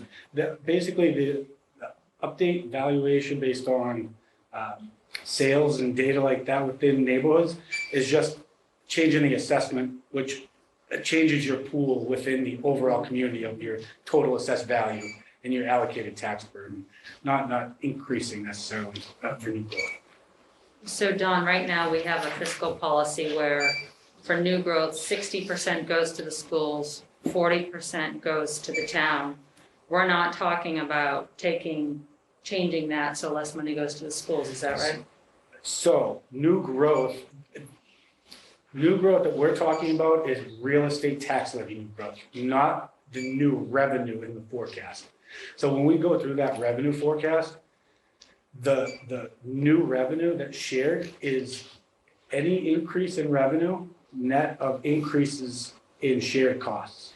So it's not just if we had $200,000 of new growth in the tax levy, it's not 200,000 allocated 60/40. It's our total revenue less our total shared expense, that increase from one year to the next. That is what split the 60/40, 39/61. So we're not talking about changing though our existing financial policy at all? No. Not in this discussion. Don, I have a question that's actually just about the borrowing. So Yeah, sure. if we're borrowing, do we go out and borrow money for CPC as well? Is it part of the same? That would be, I have, Good yes. question. Yep. And just to continue on this And last next item. page. Oh, good. Yeah, just one more second. And the last item was just another discussion today about, a new auditorium. What could be done there that could maybe bring in revenue to help offset that? And so that's where in fiscal '25, when the new building could come online, maybe there's events in there that we charge a rental fee for people to do events, and that could generate some new cash to help pay for it. That's exciting to think about. Get ton. Stuff in the auditorium. Well, and I mean, maybe all of you also watching the meeting, but the replays of the different times when the town hall building committee's gone to advisory or CPC, and this has been brought up, it was surprisingly enthusiastic that you Yeah. responded to, having, both events in town, but somebody even brought up like South Shore Music Circus a year-round thing, or maybe farmers market year-round. Yeah, And that was something that I hadn't thought about, and it just seemed like universally people loved that idea. it's a great idea. And we're just speaking to that, we're also looking into we've talked about bringing a acoustical consultant in to help with that, because the feedback that we were getting from like a music circus was, that it wasn't, acoustically, it wasn't Right. the best place for them. So we're trying to, back in the hundreds of years ago, it probably wasn't as much of a factor. Yeah, no, acoustics matters. Now it does, so, Yeah, let me just flag, I always poo-poo this particular room because It's rough acoustics. it's really rough acoustics. So Yeah. when we've had meetings here, this actually seems a little bit better. Maybe it's just because I'm so happy to be in person and I'm not noticing what I used to notice. But it's really hard, like if the select board was sitting here talking out to hear even each other talk. Mhm. So I think acoustics has to be regardless of what the ultimate use is. Certainly, we're building a new town hall because we need meeting space and office space and public communication space. So acoustics has to be part of it, whether I music agree. circus goes year round or something Yeah. or not. Yeah, so, and just one last thing on the funding sources on how to fit the 408,000 in the budget. Again, this is a narrative, kind of an illustration of how we could get there. You still see that we have a budget deficit of about 83,000 in '25 at this moment. But again, there's more for discussion. These numbers could change. I mean, just knowing, I think we'd be able to fit it Mhm. based on some of the discussions and the numbers I'm seeing. And again, if we have grant opportunities, I mean, the Right. example I gave you on the first page of $1.5 million Yeah, covers that 83,000. I mean, so it could be really great if some of that money comes to fruition. So, And just because I'm not reading this, excuse me, all the text up the top, that 84%. are you jumping ahead on me, Diane? Okay, go ahead, I'll just keep Sorry. talking. If you keep talking, I'll hold my questions to the end. So CPC, I just wanted to add this last page, just because we are making an assumption that CPC would again fund a $4 million amount. I wanted to kind of nip any perceived issues with future funding. So right now, we'd expect closing out June of 2022. Again, we've made all our 22 appropriations already. Closing out our undesignated fund balance of about $1.6 million. So right now, before we even start looking at fiscal '23, we've got about $1.6 million in undesignated fund balance that can be appropriated from CPC. Yeah.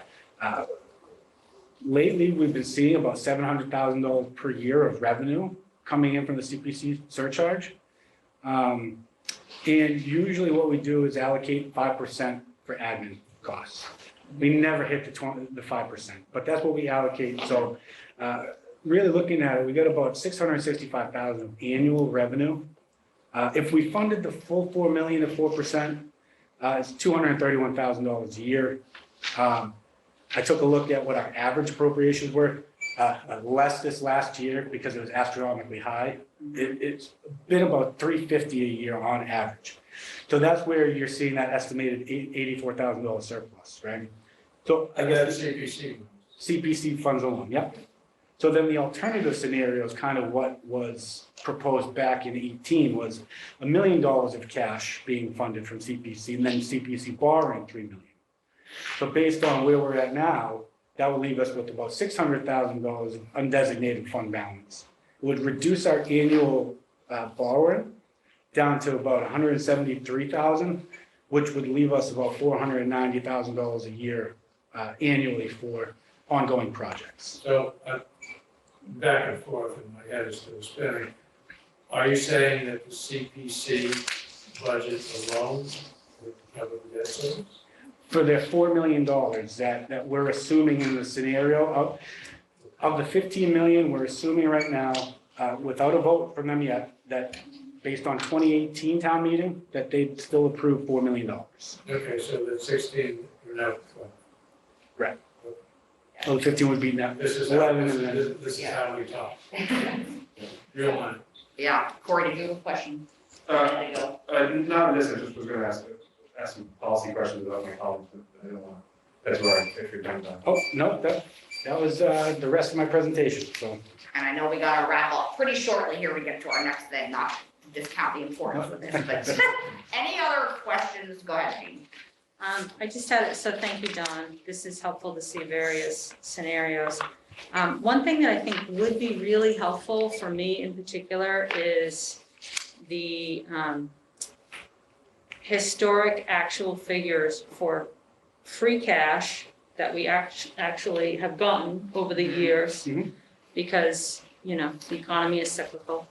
And we're looking at a 30-year, I assume 30-year time horizon for some of this debt service, or is it Yep. 20 years, 30 years? Yep. Okay, so as far back as we can possibly go, to the extent the figures exist, which I realize, you know, Yep. they may or may not exist, so, So I have back to 12 at least. I'm Okay. sure. Now, Okay. could I just, before you move on, could I clarify? Yeah. You talked about free cash and then debt going back 30 years. I I'm guess I just sorry. need clarification on what, yeah, just free cash, okay. yeah. Yep, I actually, Yeah. on this same sheet, I have that as well, but I just wanted, so I could provide that to you guys tomorrow. All right, And then another figure that would be helpful is the free cash that we've, well, I guess we could look back, but do we have a list of all of the sources, the ways that we spent free cash? So essentially, we're looking at chopping out potentially half of the free cash, maybe a third, Yep. maybe 3/4. I have some of that. I think another thing to look at is our financial policies too, because just showing you that might skew Okay. the understanding. So in some years, we were doing 100,000, 300, 200,000 to stabilization in the special town meeting. Yeah. We've been at our policy for stabilization funds for some time now. So you'll see the special town meeting, we're not allocating any money for stabilization. So I guess that would be good to have a conversation instead of just seeing that, you know, how much we've appropriated and what. Yeah. Kind of why we may not be doing, or what we may not need to do right now as we monitor that policy and that we're within the guidelines. So that could be a helpful addition to that too. Yeah, and then to the extent that we have a sense, and this is sort of the third set of figures that would be helpful, a sense of expected items in the future that we would need to use free cash for typically, like for example, the school facilities study, that's only $250 for a middle high school facilities study. Hingham spent $1 million for a smaller school. So we know we're gonna have to set aside more money presumably from free cash for the next set of feasibility studies. If there's any, I know it's hard to predict, but if there's any known big things, I think that would just help everyone have an informed view of the finances. Yep, and I guess to that point, you're right. But if we were getting into feasibility studies, I would assume that we'd be in conversation with MSBA. Yep. So, But we It might have to wouldn't- fund it first from town meeting, which is what Hingham did. yeah, and I Before they got wouldn't reimbursed. recommend, I wouldn't propose using free cash at that point. But yeah, we can Yeah, talk about yeah, it. we can talk about this more. But Yeah, I think you get my point. yeah. So let's just recap that. So free cash the last few years, what we've spent Allocation of free in cash. one-time Allocation of free costs. cash. All right. And then, I'm sorry, what was that last one? Expected cost, expected uses of free cash in the future for. Yes. Which I know is. I guess we could just assume a historical average, because I really Yeah. don't know Yeah, what, yeah. what the town and the No, board that's might fair, want Don. to support for one-time costs in the future, but we can come up with something, definitely. Okay. Corey, So, I mean, just policy wise, I guess, I think we've heard a lot of things, we've heard a lot of presentations, but I don't think our board has really talked about, you know, policy wise, whether, you know, I guess personally to me, it's it's very important that we fit this into the operating budget. I think that is a reflection of good, you know, management, good town policy. I think, I see town hall as an operations problem. We've also talked about, you know, the existing town hall costing us $10 million in repairs. So when I look at this, you know, it's very important to me, I think it tells the town that we're doing this properly, if we can figure out how to pay for it within the existing operating budget, but that's just my personal opinion, and obviously, there's other opinions on that, so I just want to throw it out there and see, you know, what kind of the board's feeling was on the strategy of paying for this. Diane, I feel exactly the same way, and I have forever, that to the extent that we can pay for this in our operating budget, we need to find a way to do that. And I do think one of the things that would be coming up, you know, if we had a crystal ball and we could see, and this wasn't done properly, is we are gonna have to replace the roof, and we are gonna have to replace windows, and we are gonna have to do HVAC work, and you know, you've done the analysis where there's like $9 million of cost that is in this crude phrase I'm gonna use, which is putting lipstick on a pig. yeah, So all of that is also part of the scope or the landscape ahead of us in terms of the kind of costs that we're gonna have to invest in the facility. I feel really strongly too that we have to understand that this is not a vanity project. no, This really is, you know, $15 for a functional, state-of-the-art building that houses probably, you know, other than the schools, 80% of our operations in town, especially our meetings. And, you know, and I think we need to look at all scenarios with what the options of, you know, not making this happen. And I do think, and we experienced this a few years ago, this is not something that is gonna pass on a ballot. It's just not, I mean, this is like the municipal 101, is Yeah. that building projects typically aren't attractive for debt exclusion, so. yeah, As much as, you know. but you're right, it's fiscally irresponsible at this point not to be moving ahead with this. So we're including it within the operating budget for that service. Yeah, I'm not sure I agree that, I'm convinced yet that it's fiscally responsible to try to, I understand why politically it may seem attractive to put in the operating budget, but I also want to keep in mind that, you know, when my children are hopefully sitting here in a volunteer capacity, that, you know, they are, you know, handed a town that's still in good financial shape because we haven't pushed it to the brink. And so that's why I'm asking these questions. And, you know, frankly, I wish that debt exclusion was an option because I do think that that is a way to preserve a lot more options. I think people are going to be really surprised when they see at the end of the day that the lack of free cash is going to severely constrict many things that might otherwise be desirable, whether it's in the village, Elm Street, a whole bunch of projects that people care about, that just may not be feasible. And as long as people understand those trade-offs and go in with eyes wide open and they vote for it, okay, but I think that they need to understand those trade-offs are gonna be there and have an informed view on that. Could I just make one? yeah, go ahead. So the free cash is just, if we use that, or the $2 million number, it's 400,000 just for 5 years of replenishing that. So that's just a very short-term impact. It wouldn't be a 30-year impact of $400,000 hitting free cash. I just want to clarify that. Yeah, I Yeah, very strongly believe that fiscal responsibility, and as well within our means, we have very, very substantial tax revenue.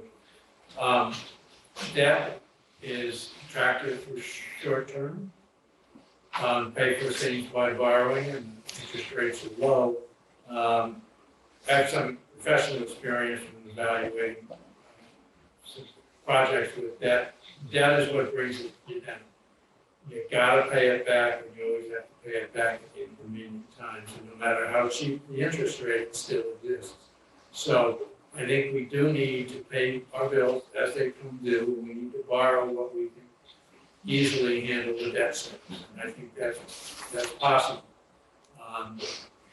And I think this project is doable in that way, and I congratulate the Town Hall Building Committee. I know you worked hard, I was at a lot of your early meetings. I kind of had to do the selectmen's role by the other guy who was doing it was, Phil Paul was in hospital all the time, so. And I was so impressed with the way you guys approached it, you know, hard-headed, you got some good facts and figures, so, well, thank you for your work, but I do think it's kind of the sense that we need to figure out how to pay for this. We have to figure out how to pay for this, that it's not done at the expense of other town priorities. But I think we can do it. All right, that's a good note to end on. Thank you so much, we really appreciate all of it. Thank you. To be continued. Yeah, good, thank you. Back to work. Yes, get back to work.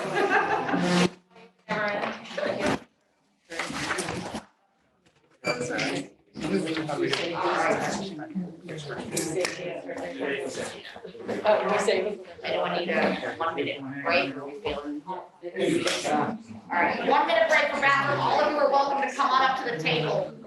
Quick bathroom break.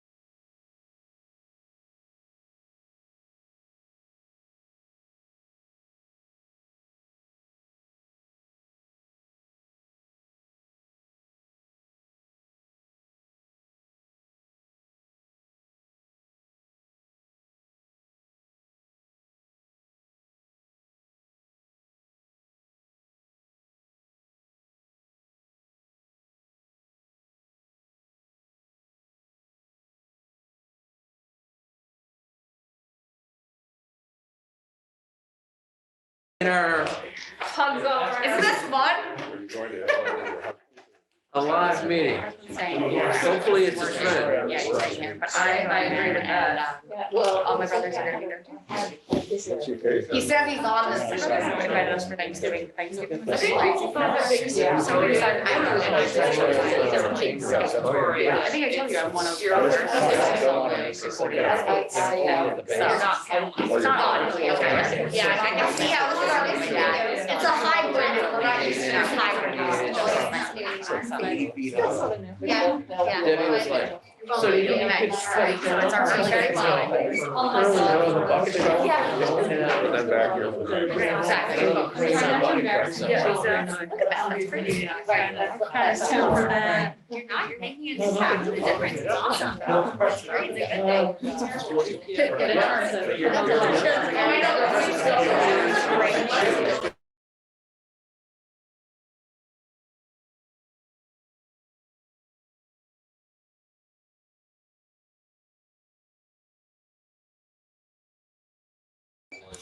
What's the man? Yes. One lady. Just roll up on the side. Hold on. National Grid. Are we waiting for anyone else? Are they feeling ready? Just to incorporate them into the He's still gonna raise children. I don't know where that came from. Yeah, it's probably because you don't think they're right. Yes. I'm not sure. Oh, yeah. It's not a big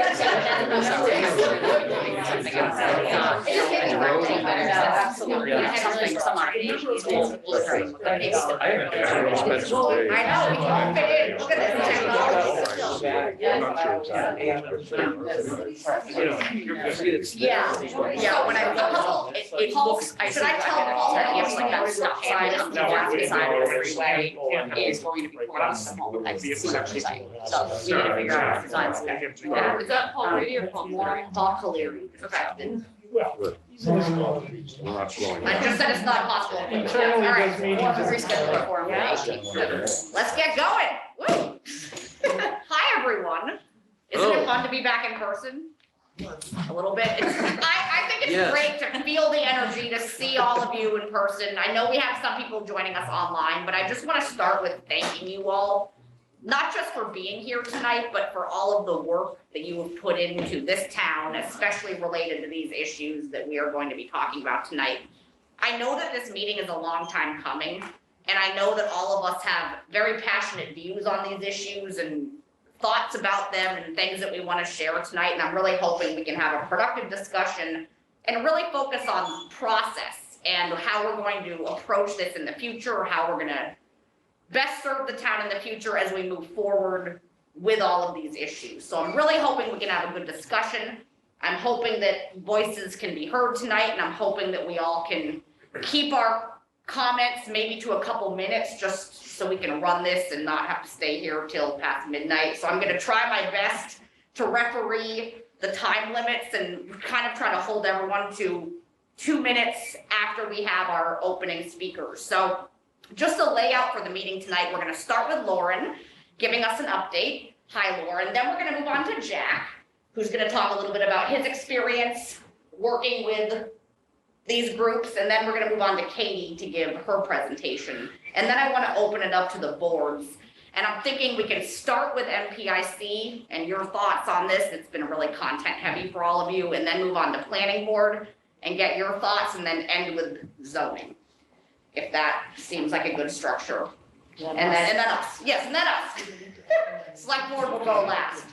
So that's the tentative layout for tonight. Does that sound okay? Yeah, you might want to ask if they need to open their meetings, if you have. That was my next question. Yes, those of you who have quorums, or do you need to open your meetings officially? We are already open as a select board. Master plan does not have a quorum, Okay, Tim and myself. We have a forum. okay, Zoning board does not. that's fine. Okay, What time is it? it is All right. 8:22. This is a meeting of the planning board, opening up at 8:22 PM at Wilcox Commons. Roll call, Tom Callahan. Callahan's here. Clark Brewer Amy here. Glassmeyer here. Okay, great. All right, I'm gonna turn this over to Lauren Lind, our planning director, Right. to give us an update on everything. Thank you, everyone. Oh, sorry. The working group has a quorum. Oh, you do? Yeah, we do, sorry, zoning bylaw working group is formed, so I'm gonna, Work. open the zoning Just bylaw take one. working group on November 9th at 8:24 PM. President Katie Dugan. President Cassie Malatesta. President Tom Callahan. President Woody Chidick. President Jack Craig. Sorry. We gotta include you, Jack, obviously. All right, That's it. that's it. Everyone's open? Yep. We are good to get started. Lauren, the All floor right. is yours. Thank you, everyone. It's really good to see you all in person. I am circulating a couple of paper copies of the presentation because, I like to always have a plan B. We never know how technology is going to act. So tonight, I'm just going to go over part one of our presentation, which is going to lay out process around comprehensive zoning bylaw analysis and review, and talk about some history and sort of set the framework for the conversation that we'll then have with Jack and Katie about master plan and zoning bylaw working group goals that have been identified in recent years.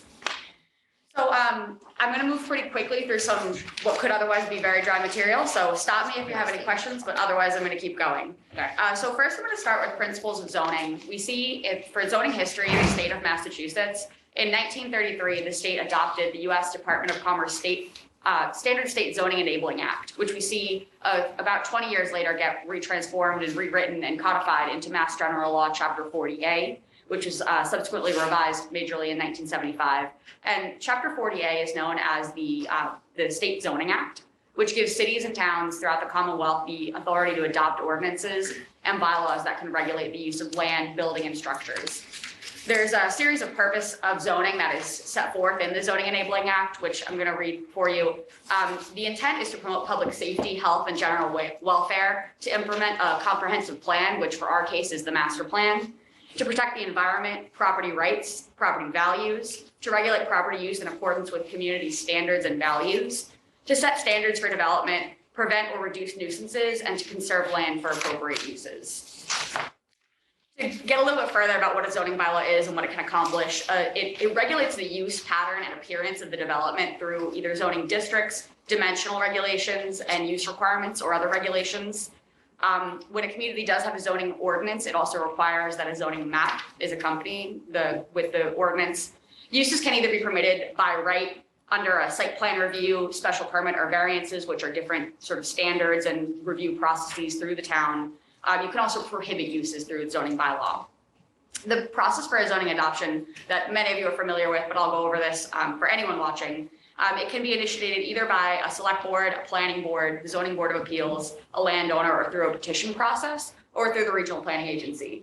It's important to note that the planning board under state statute is given the authority to hold a public hearing that has to be within a certain time period of submittal and or requested by the town select board. Notice has to meet state statute requirements for a successive 2-week notification in a newspaper of general circulation, and in certain scenarios it requires mailings.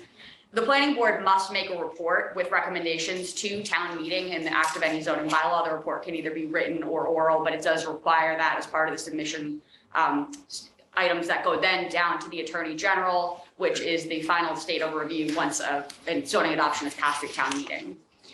Again, I just want to highlight the principles of the planning board under Mass General Law because it really is pertinent to the conversation about zoning bylaw updates. It assigns the legal responsibility to the planning board to hold these hearings and make amendments to zoning bylaw changes via text and map.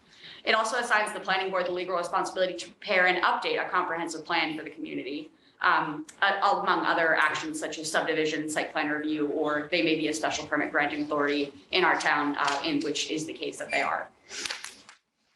Before moving on, talking about, I'll get into a moment about Cohasset zoning history. I just want to take a moment to talk about some principles of zoning and tools and techniques.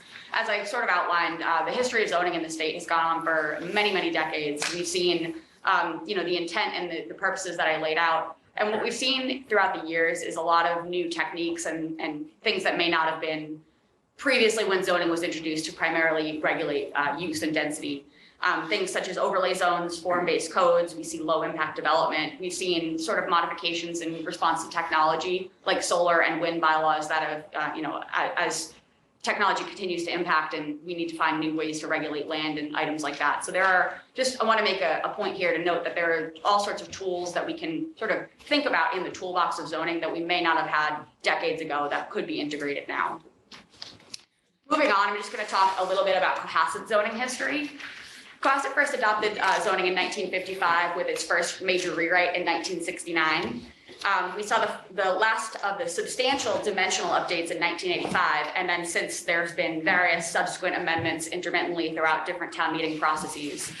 We saw in about 2018 a transition to E-code, which involved a reorganization of our bylaws, including the zoning bylaw, but it really didn't get into the level of sort of cleanup and analysis that we are here to talk about tonight. I'll also mention in the history of timeline that the Cohasset Master Plan was adopted in 2019 and implementation began in 2020 and is currently ongoing with our groups that we'll hear from today.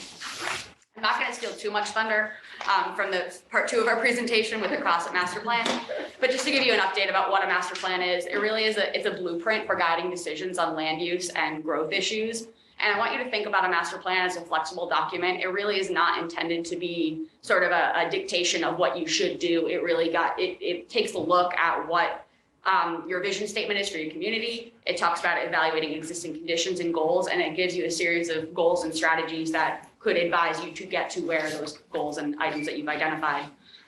It's important to note that our master plan committee worked with Metropolitan Area Planning Council, which is our regional planning agency, for approximately 3 years between 2016 to 2019 until this plan was adopted on June 24th of 2019.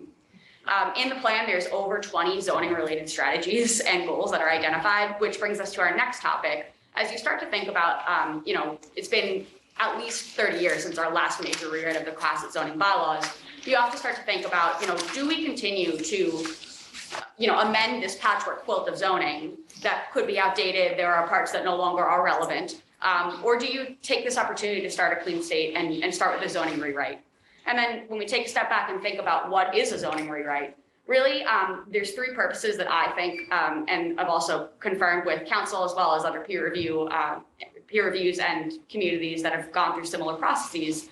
And first is a comprehensive reorganization and a cleanup. This can be things like, thinking about taking things that are simply out of date, terminology that's no longer used, bringing things into sort of 21st century, I should say. An example that we commonly use is that in our zoning bylaws, there are multiple areas where they can reference the amount of copies of plans that you need to submit and application requirements. Those kind of items are cumbersome and they're really not necessary in a zoning bylaw. Those can exist in rules and regulations that are more easily accessible and updating from an administrative portion. So that's kind of the concept we talk about when we say cleanup.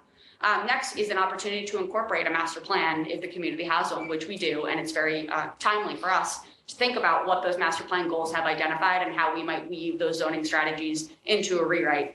And then finally, just highlighting the idea of new concepts and tools. As I already kind of highlighted, there's different types of zoning tools that you can put in place. And in addition, over the past several decades, there's been case law that has changed and the way interpretation can be placed about land use and regulations that the opportunity to update the bylaws now can, interpret new case law and think about what we might want to, reflect in our community based on what's been done in precedents. The key components to a successful zoning rewrite process, first and foremost, starts with community engagement, because it's a vision for the community. You want to make sure that you're getting, the spirit of the community and what they want to see in terms of their future growth and development, and that you're meeting those goals. So it's a constant dialogue is really important. Next is consensus building and compromise. We've been told that a zoning rewrite, a comprehensive zoning rewrite, it's not an easy task. It's actually a really big uplift. It's a really big uphill, and you're not always going to reach a common ground with everybody.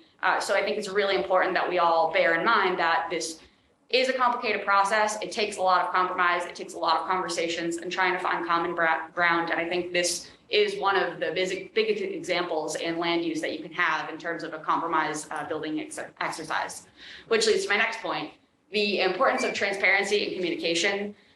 This really takes a village, and as I'll get down the list, the role of clear expectations and responsibilities, it's so crucial to really set that out from the beginning and understand who's doing what, because there will be some people who are really in the weeds about certain aspects where, you know, the general community may not have the time or the interest in getting that deep into details, but it's important that those conversations are being had, and also that people understand when they're happening, how they're happening, particularly in terms of our committee setup. I think we have a good organization already, and that we have a zoning bylaw working group that meets under open meeting law. It is generally posted and open to the public. I just want to highlight as we continue through this, considering this process, that we need to really make sure transparency and communication across boards and groups is crystal clear, so that we're all on the same page about what's happening.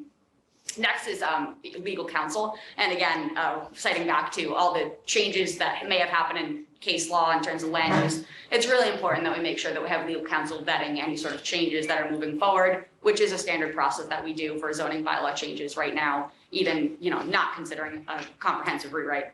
And then finally, just my bullet point about clear expectations and responsibilities. Like I said, it's really important to understand, you know, who's in what role, who's, you know, making the sausage, who's testing the sausage. You know, let's think about what, you know, let's split the responsibility here. Like I said, it's a really big undertaking. It takes a village, and as long as everyone is on board with who's responsible for what, I think it can move quite effectively and efficiently.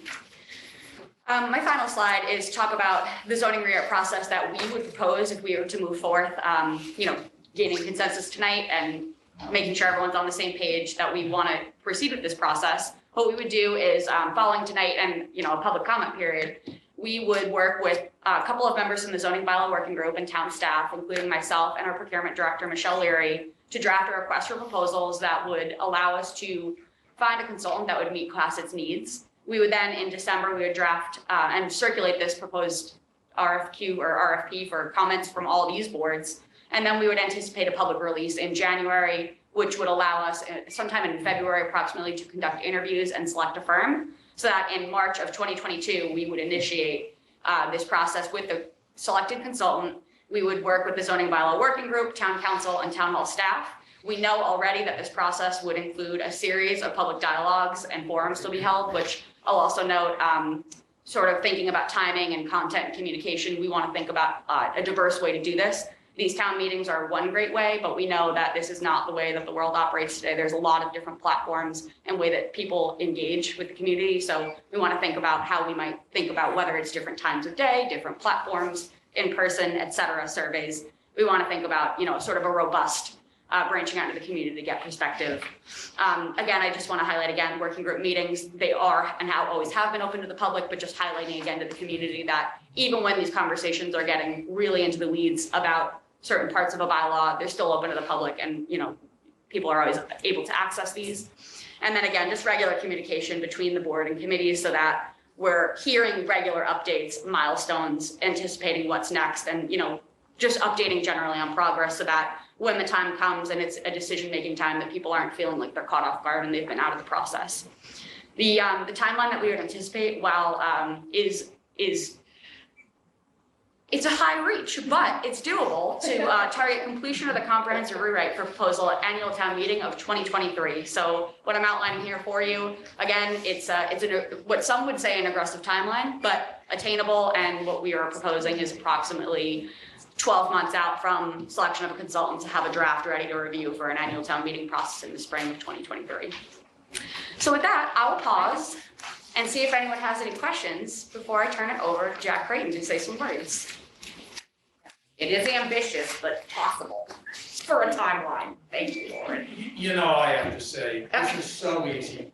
You turn it over to Katie, it'll be done by Christmas. Be careful what you wish for, Jack. Are there any general thoughts before we let Jack speak? Obviously, there will be time for everyone to comment after, but Jack, and obviously, I mean, you've done a lot of work as the liaison from the select board with the working group, and we really appreciate the work you've done informing the select board on it. So would love to hear your thoughts on the process here, and then we can turn it over to Katie. Well, the credit is due to each and every one of you around this table, and the work that you've done in the committees, subcommittees, and all of your time as staffers for the town, and Lauren, and everybody. This has been a very impressive process to watch. Little background, I was on Citizens Things that rezoned 2 separate neighborhoods in Boston.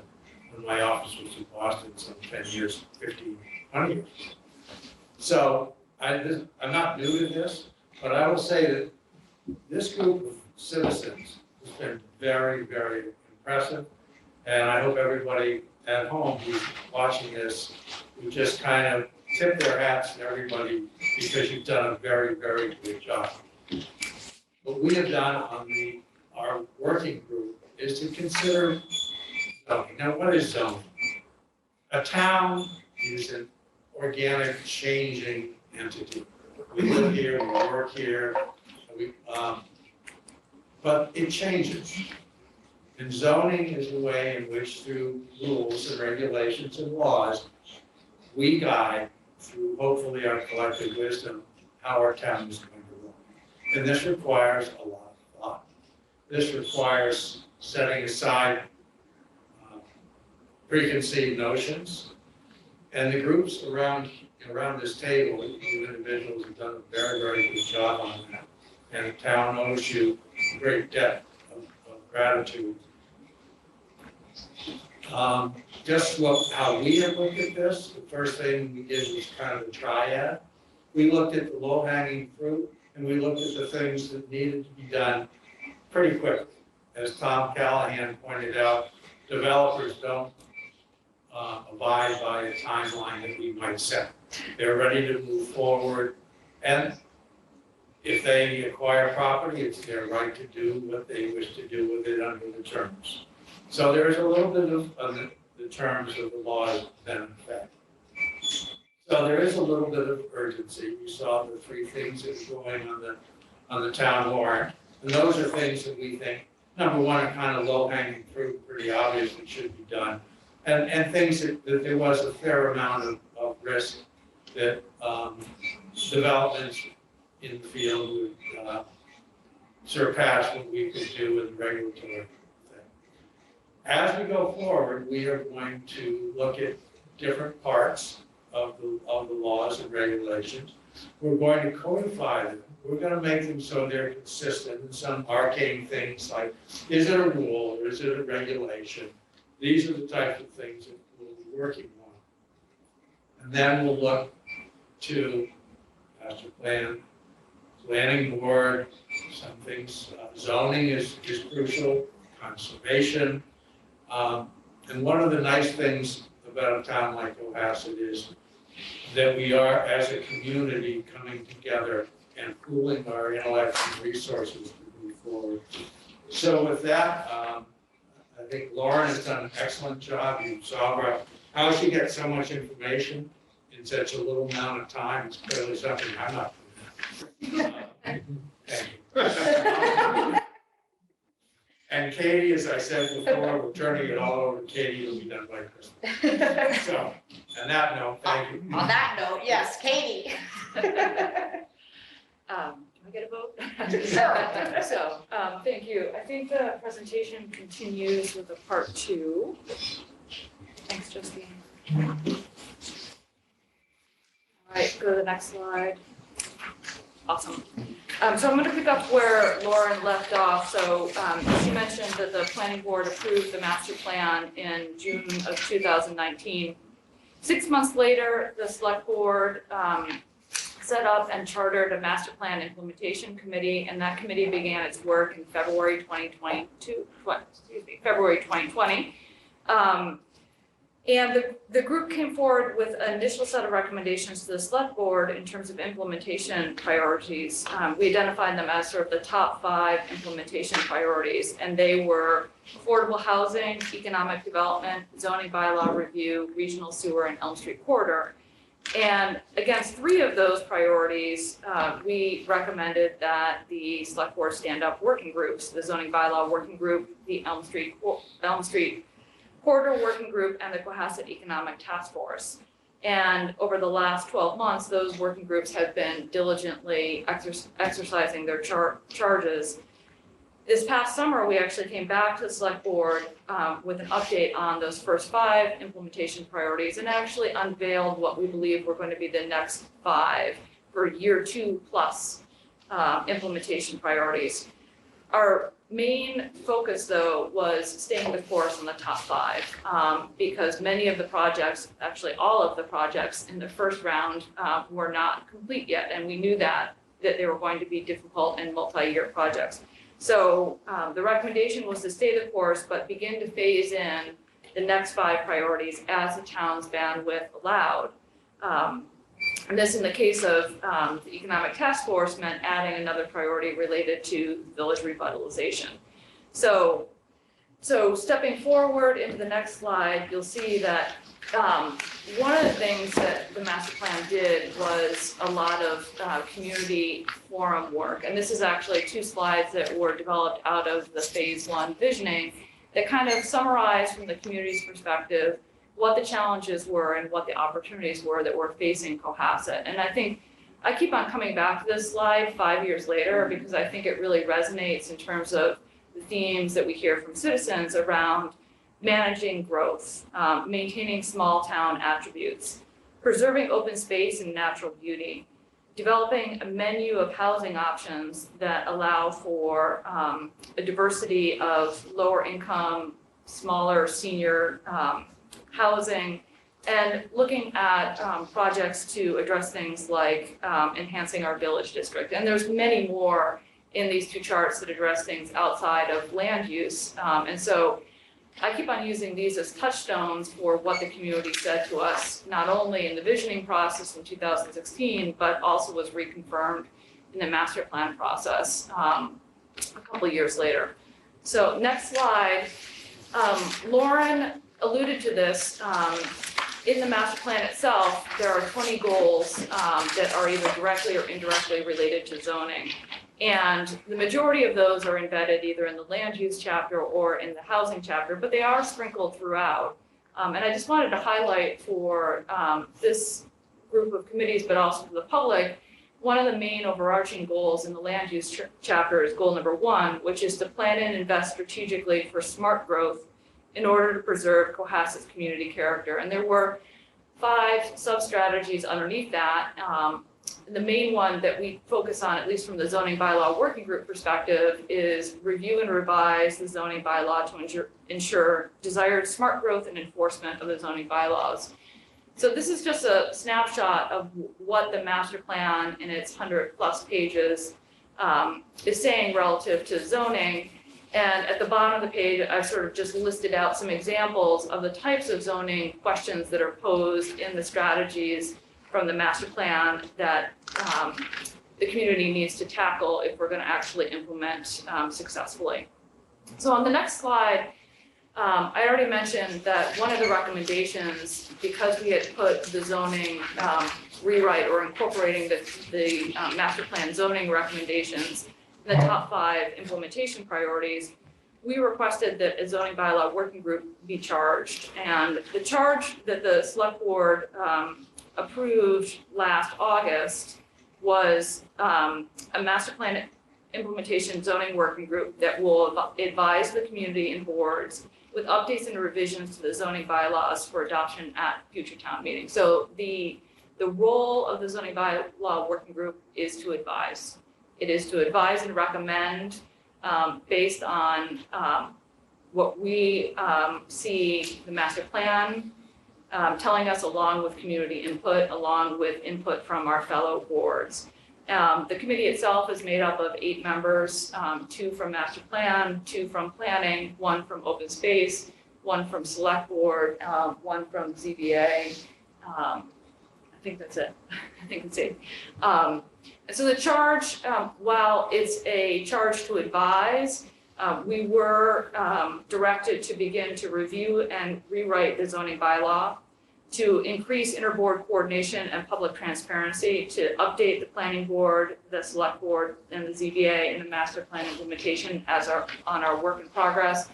And then finally, to coordinate public forums and communications. And this is where our request for additional consulting help really comes into play because our committee, while active, and you'll see how active in a slide or two, doing this kind of professional, really deep dives in terms of public engagement, whether it is surveys or public forums or written comment periods on zoning bylaws, is a heavy lift. And so we do need assistance in this area if we're going to do this going forward. On the next slide, these are the goals that the working group laid out. We actually documented these goals in November 2020, and we presented them at the time to the Master Plan Implementation Committee, the Select Board, and the Planning Board. We broke them down into sort of what our short-term goals were, which were in some cases urgent, in other cases cleanup, in all cases a trial balloon to see if we as a working group plus the other boards in town could really begin to get somewhat forward momentum in terms of learning the institutional process of zoning. Because honestly, Cohasset has been very reactive in terms of its zoning, and we don't really have a lot of institutional memory on how to do this consistently and how to do this certainly in as overarching a way as the broader comprehensive redraft is suggesting. And then we laid out a series of medium-term and longer-term goals. And on the medium-term goals, we really spent the last 12 months researching and documenting and have made preliminary recommendations to the planning board on residential zoning in June. But a lot of our work has been focused on really deep diving, making sure that we understand the issues associated behind harbor zoning, housing options, and residential zoning. As it relates to the longer term goals, we have not spent much of any time yet around village revitalization or historic district. We actually have spent quite a bit of time thinking about that bucket of other cleanup, because the more that we unpacked some of these medium term goals, the more we realized that it was entangled in a broader, more complex set of zoning bylaws that hadn't been updated or redrafted. I was actually reading the Duxbury Working Group report that they made to their select board, and there was a quote in here that sort of struck me about sort of the unintended effects of not updating your zoning bylaws on a regular basis. And these are Duxbury word, not ours, but it struck me. The discrete changes have had unintended ripple effects that have created ambiguity, duplication, and inconsistency. Complications arising from numerous bylaw amendments make the bylaw hard to navigate. And that is sort of the realization that the zoning bylaw working group came to separately from Duxbury, that we realize that there's cleanup to be done so that we can actually unlock the potential of some of the goal areas around residential zoning, housing options, and harbor. And so in some ways, the two are linked in terms of our ability to really do our work as fully as we'd like. So on the next slide, I just want to just emphasize, what have we done as a working group? So we've met 23 times since September of 2020. In addition, we've met 17 times with the planning board, the ZBA, select board, and advisory committee. And over this time, we've kind of come up with a series of principles that we use when we're talking about zoning issues that I thought would be important to share with the community tonight. And there's 7 of them. The first zoning principle that we use when we think about issues is the zoning issue clearly understood, and can it be explained to the community? So do we understand what the problem is? Second, is it part of the master plan and the master plan goals and strategies? Third, is it a land use issue which the permitting board's building inspector would like addressed? And since we have members from the ZBA and the planning board, and John Halland and Jen Oram are part of our working group, we have a good sense of what those permitting boards are facing. We talk a lot about whether it's a pressing issue or could the changes wait to be incorporated into a more comprehensive zoning redraft or reorganization? And we have that discussion as to whether we bring it forward for annual town meeting or special town meeting, or do we hold and we wait and try and incorporate it into a broader set of changes in 2023. We talk a lot about whether the changes we're talking about are going to bring us into alignment with statutory law or case law. And we talk about common zoning practices from other communities. not that we want to necessarily be like other communities, but it's always good to have context as to how your zoning is working versus how others have approached it. And Chris says this all the time, in the municipal world, there aren't trade secrets. We can go out and research and benchmark, so we do that quite a bit. And then last but not least, we do a lot of benchmarking research and legal review in all of our work. So on the next page, Justine, is just an example of the types of work product that we've produced over the last 12 months. And it falls into the areas of benchmarking, research. We've done deep dives in terms of parcel analysis using assessors data. We inventory. We actually do interviews of other communities. We utilize assessors data quite a bit to understand the context of our different zoning districts or different proposals. As much as possible, we try and document things in written recommendations. We also use Large Home Review, our permitting data, our ZBA hearing data to help us contextualize what we're seeing in our zoning. And then we leverage state resources wherever possible. I'm sad to say that I've read more from two gentlemen that worked in the 80s and 90s that were prolific in terms of their research. But there are quite a few resources out there that we leverage when we look at our work product. So last but not least is just the comprehensive zoning redraft and reorganization and how we think about it as a working group. It's been 35 years since the last comprehensive redraft and reorganization. And best practices based on what we've been able to research is that this kind of comprehensive reform should really be done every decade. And there are plenty of other communities that are in our position, but now is the time to begin to address, especially since we have a master plan that's going to help guide us. And so when we, as a working group, have thought about the comprehensive zoning redraft, we've kind of put it into two buckets. The first bucket being that reorganization and reformatting that will build on the work that was already done with the E-code recodification. But then layering in the master plan zoning recommendations. And these are really more critical content changes. And the buckets that we've kind of outlined that we can include in those critical changes are around residential zoning, housing options, harbor, village business, open space, land alteration, historic district, and climate adaptation.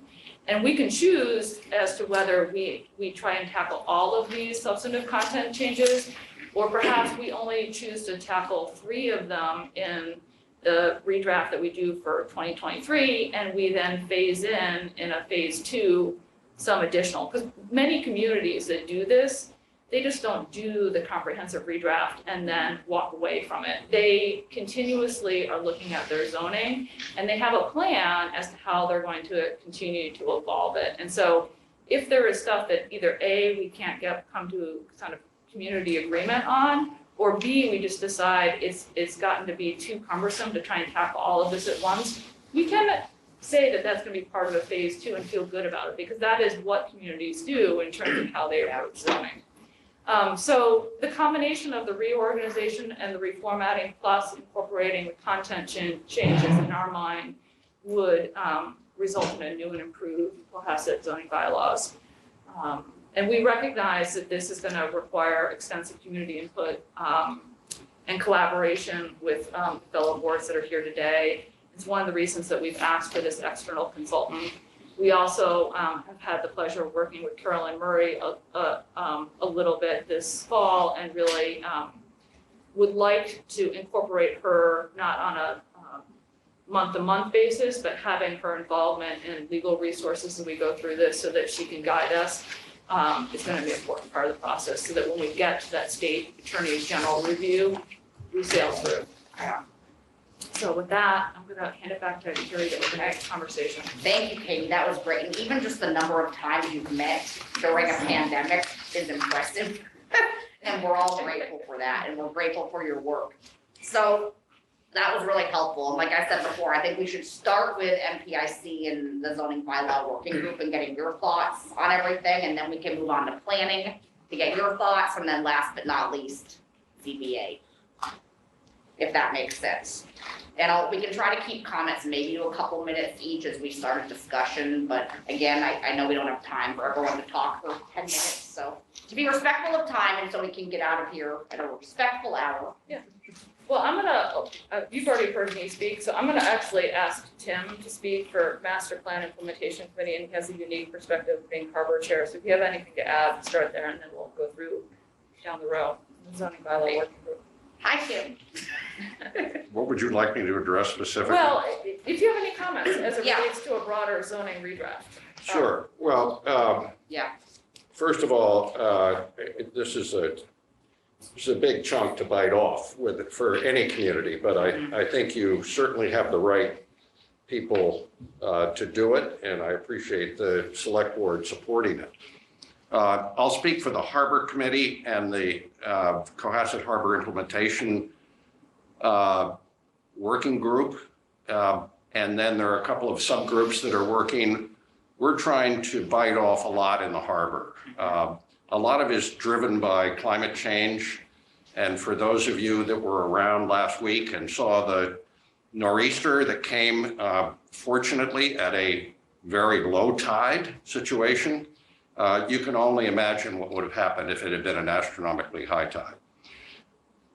We have recently engaged Tom Bell, who some of you know, and he has been extremely helpful in having us look at what would happen in the harbor under a particularly bad weather scenario. And he uses Hurricane Sandy as an example and has some really wonderful visuals of what would happen, not only in the harbor, but extending all the way down through the village and into parts of the town that people may not even realize are vulnerable.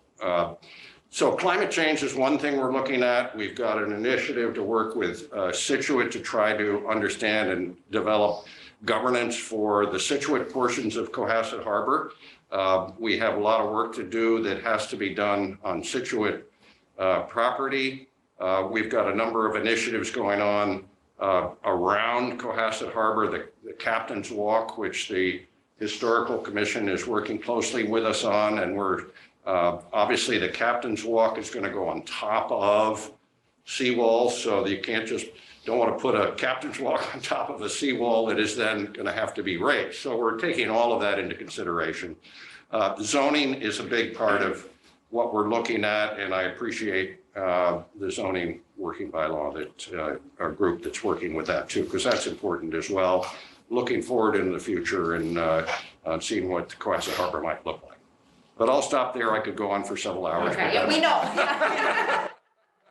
And thank you, Tim, and you're right, we've been talking more broadly about resiliency as a town, and this is a critical piece of it, and it's imperative that we're having meetings like this, and especially figuring out, again, the process going forward when we all walk out of here tonight. How can we do best with including the best community input? How can we make sure that we give the citizens of Cohasset what they're asking for, and they have been asking for these changes to be made and for us to be making progress on this, so thank you again for all that you're doing. Cassie, hi. Would love to hear your thoughts. I think it's just an NPIC member. I think that it's very apparent that I just wanted to emphasize that these truly are citizens here on this board that I've been working with that have lived in the town of Cohasset for decades. And not only are they on these boards, but they've been on past boards. And so I just wanted to make it very transparent that this is going to be a community process. And I think Jack said it very well, that we're citizens, we're here to advise and make recommendations and be very collaborative. So I think I just wanted to emphasize that point, that it is a very, very collaborative effort, and we're looking forward for this being a public process. And we should just be using and leveraging all of our networks to make sure that everyone's input, whether it's opposition, support, everything is included in this process. That's really all I have to say. Thank you, I agree. All right, any final thoughts from MPIC and bylaw working group? Well, I've got more bylaw working group members, but I guess they also are planning members. You so wear- yeah, that's People fine. wear multiple hats. in That's this true. room, I I know. guess MPIC, then you're done with MPIC. Right. Everybody else. So, yeah, several of us have There's two multiple hats. hats on, I get that, so, Wonderful, we can move on to planning board. I know you have a lot of thoughts. All right, so I'll just call on colleagues around the table. Paul Caleri. Good evening, Paul Caleri, for those of you that don't know me, and I don't think I've met everybody in the room.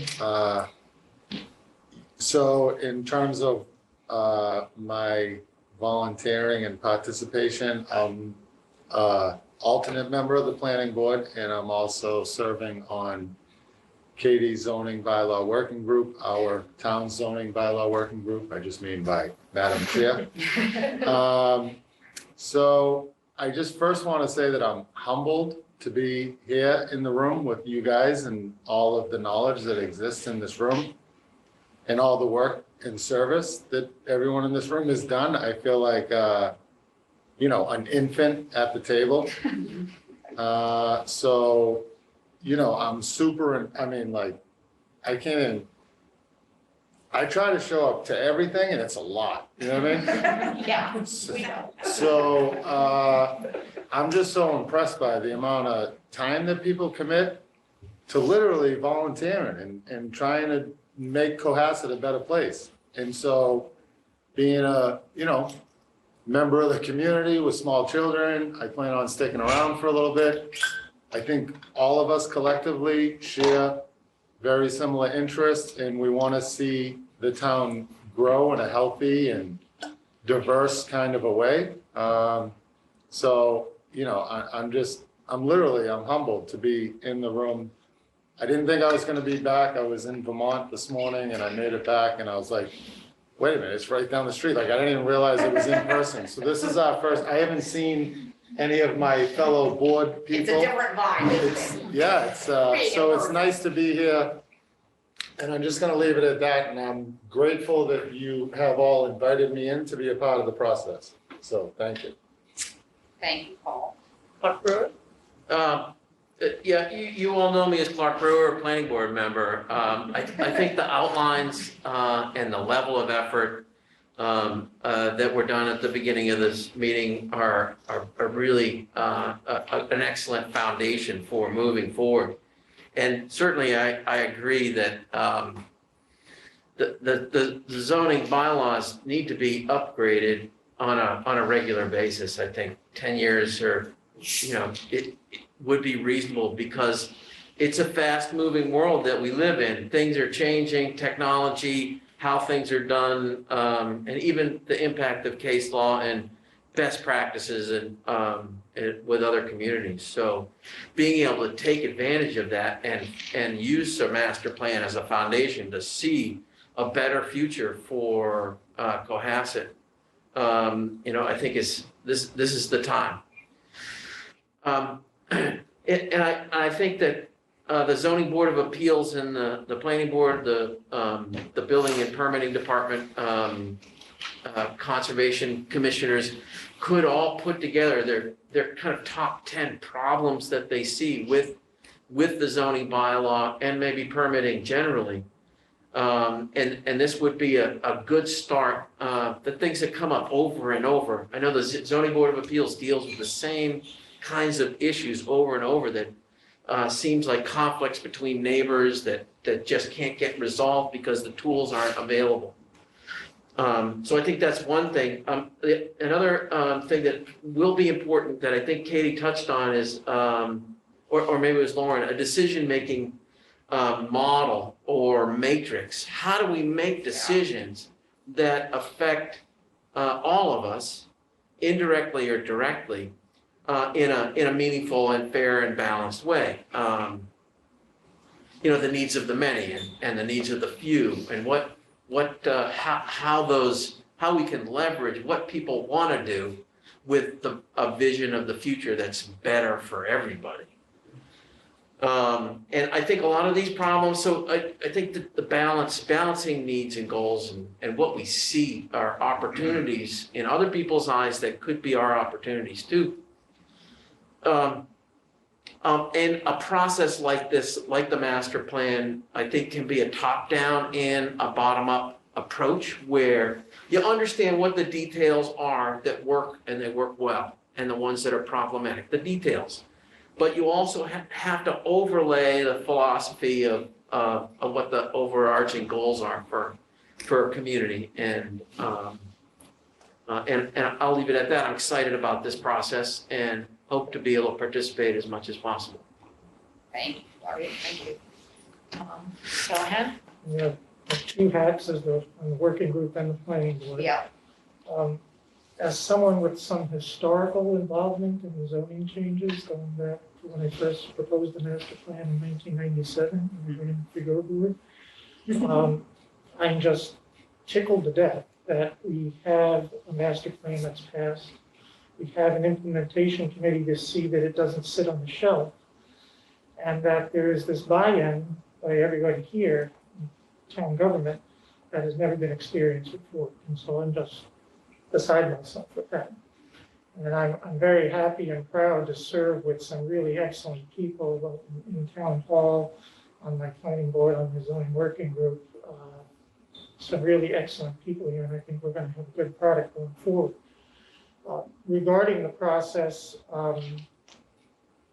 I personally would have a much more ambitious timeline on this, but I also personally don't, as an attorney who does some of this stuff, I don't think this is as daunting a task as I appreciate the other. My concern is, though, that already so much as the horses so far out of the barn, or many horses are out of the barn for ignoring this for so many years. And we're not going to keep any secrets from the development world. And all of this will be out there. And I'm concerned about too long a process here. And we do need to think about, not that this hasn't been discussed before, but it's popping into my head tonight, is a moratorium. And I don't know if it's too late for this town meeting, but if I would even advocate. Little bit. Just close the warrant. A couple hours too late. I think we should not rule out a particular, special town meeting to impose them. Because, it's not going to help us if we're going to have this kind of timeline, and it's very realistic. If the development community rushes and tries to get everything done and built out in this town, we just hit 8,000 population for the first time. I've seen projections of 9,500 to 12,000 at different times in my life, what full build out here. I don't think anybody of us wants that, but we need to make changes if we want to avoid that. So just, I put that out there is that we can't rule out the need for a moratorium while we go through this process. Thank you, Tom. We appreciate your need for urgency. I think a lot of us are trying to balance, we don't want to move too quickly, but we also don't want to hold up the process any longer than we have to. So I'll just bring up the room. I agree with much of what my colleagues have said. I think this is a really interesting learning experience for all of us. And I look forward to participating in the process of community education, because I think that that's one of the key ingredients to a successful transformation of a zoning bylaw. And I'm confident that the technical capabilities to manage a consultant is around the table, and that there's obviously a real commitment or we wouldn't be here. So I think it's going to be a very exciting experience. Yeah, and the communication aspect is critical of this process. And as a select board, communication in general is one of our main goals for this year, but especially when it comes to issues like this, and making sure that citizens and residents and community members feel like they're being heard, right? And the multiple ways we can do that. I know Lauren brought up, can we have different meetings, virtual and in person, and ways for people to comment and use different media platforms and social media, and really make sure that the community feels that their input is valued. So I think the communication aspect is critical as we walk out of here tonight. All right. Zoning. The stage is yours. No, all right. I don't want to pile on. I agree with 99.8%, I guess, of everything that's been said. That's a good record. And I appreciate that. There is a sense of collegiality here. Tom, I know would like to go faster. I'll thank my lucky stars if we can get all this ready by late winter 2023, but that's what we're going to do. I would also stress that what we're not trying to do is invent the wheel, at least if I can speak for my colleagues. We're really trying to, modernize Cohasset's bylaws so that they reflect current state law, or case law, which is state law. And that I have no embarrassment, if you will, from borrowing from other towns. They've all gone down many of these paths before us. Our job is to make sure it fits the needs of Cohasset. Cohasset, though, is not a unique community. There are many old colonial communities with non-conforming lots and non-conforming houses and funny little roads and so on and so forth. And those have to be respected. And but that doesn't mean we should turn our backs on overhaul. I'm very much in favor of overhaul. So I think we're all, for the first time, I think we're all heading in a common direction. And there may be a few stumbles on the way, but I don't see any of these as roadblocks per se, if I can maybe mix my metaphors a little bit. So I'm encouraged. I'm very encouraged.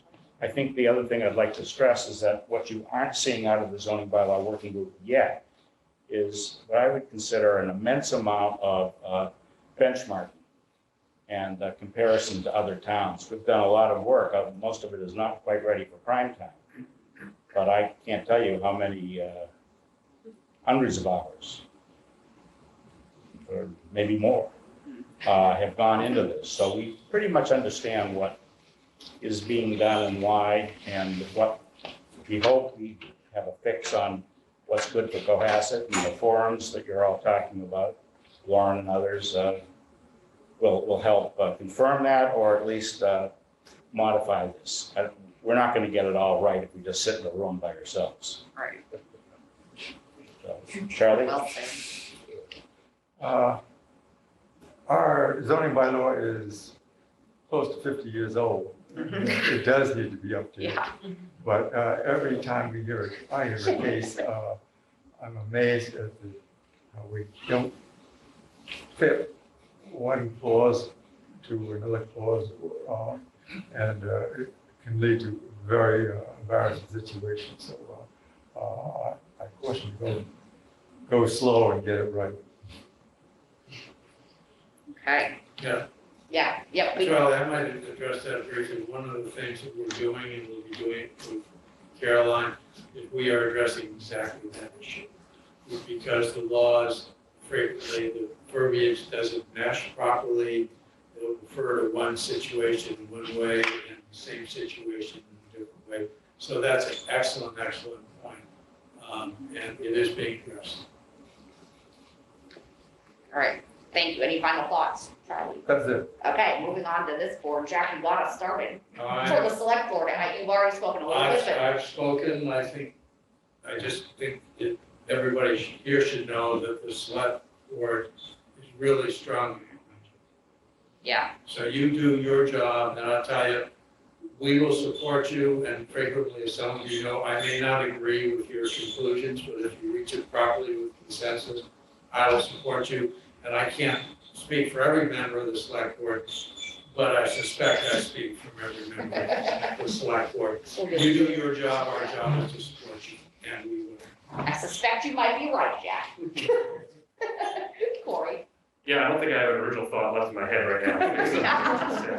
But, I'm left with, I'm literally just going to pick everybody and just kind of steal their words. But Paul, and certainly your comments about being humble. But the task here, as Lauren referenced, is big and it's important. And it's really, I think, as we envisioned this, we knew there was a need. And I think as we started to unpack it, we realized how big the task was and how big the need was kind of at the same time. Clark, your point about having the same arguments over and over again with, varying disappointing outcomes. Tom, your discussion about just not letting our town just kind of be run over.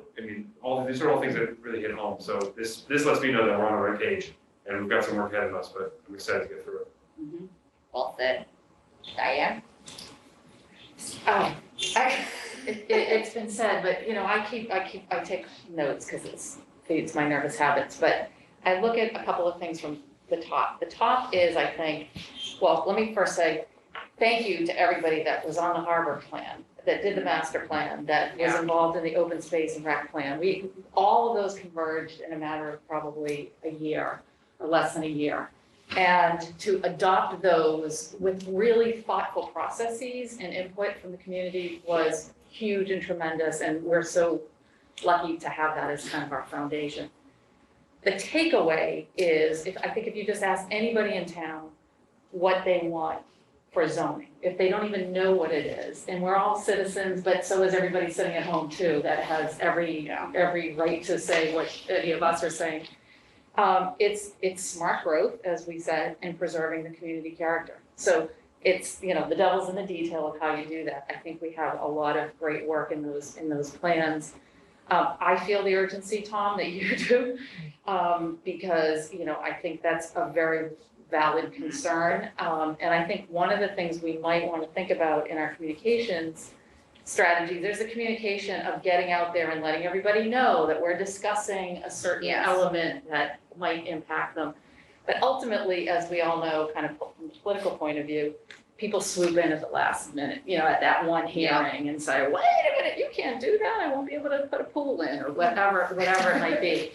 But I think maybe if we start involving people early on about, I would assume, do they agree with the idea of preserving the community character, but then actually getting them, whether it's a survey or something, to start talking about what their specific concerns are on their specific property. Like really, so that when they get to the zoning board of appeals and they're like, what do you mean I can't do that? Like, we've been planning that forever. I don't think people understand how it impacts their life until the last minute, and then it's becomes sort of a battle. So I think the challenge is going to be communicating both the discussions and the open meetings and whatnot, but also getting everybody to put themselves in the seat of an applicant in front of your boards.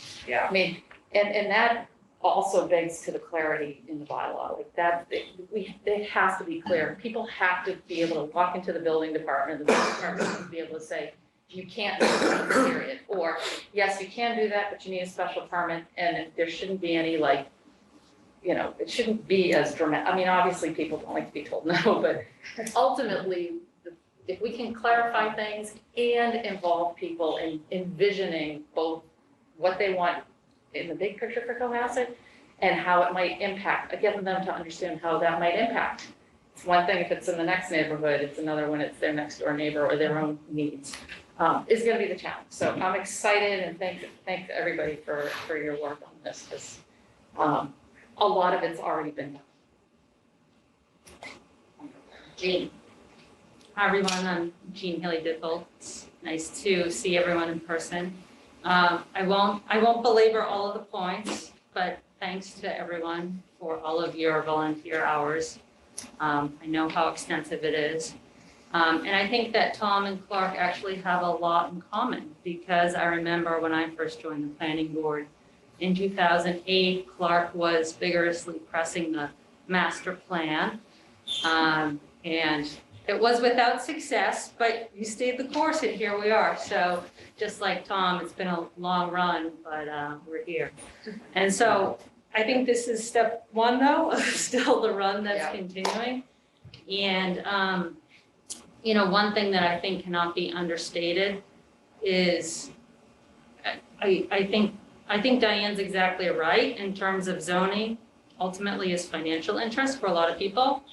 And at the end of the day, when the rubber meets the road, it's important that they understand the trade-offs that they may be about to make in terms of these policy decisions and how it resets and changes expectations.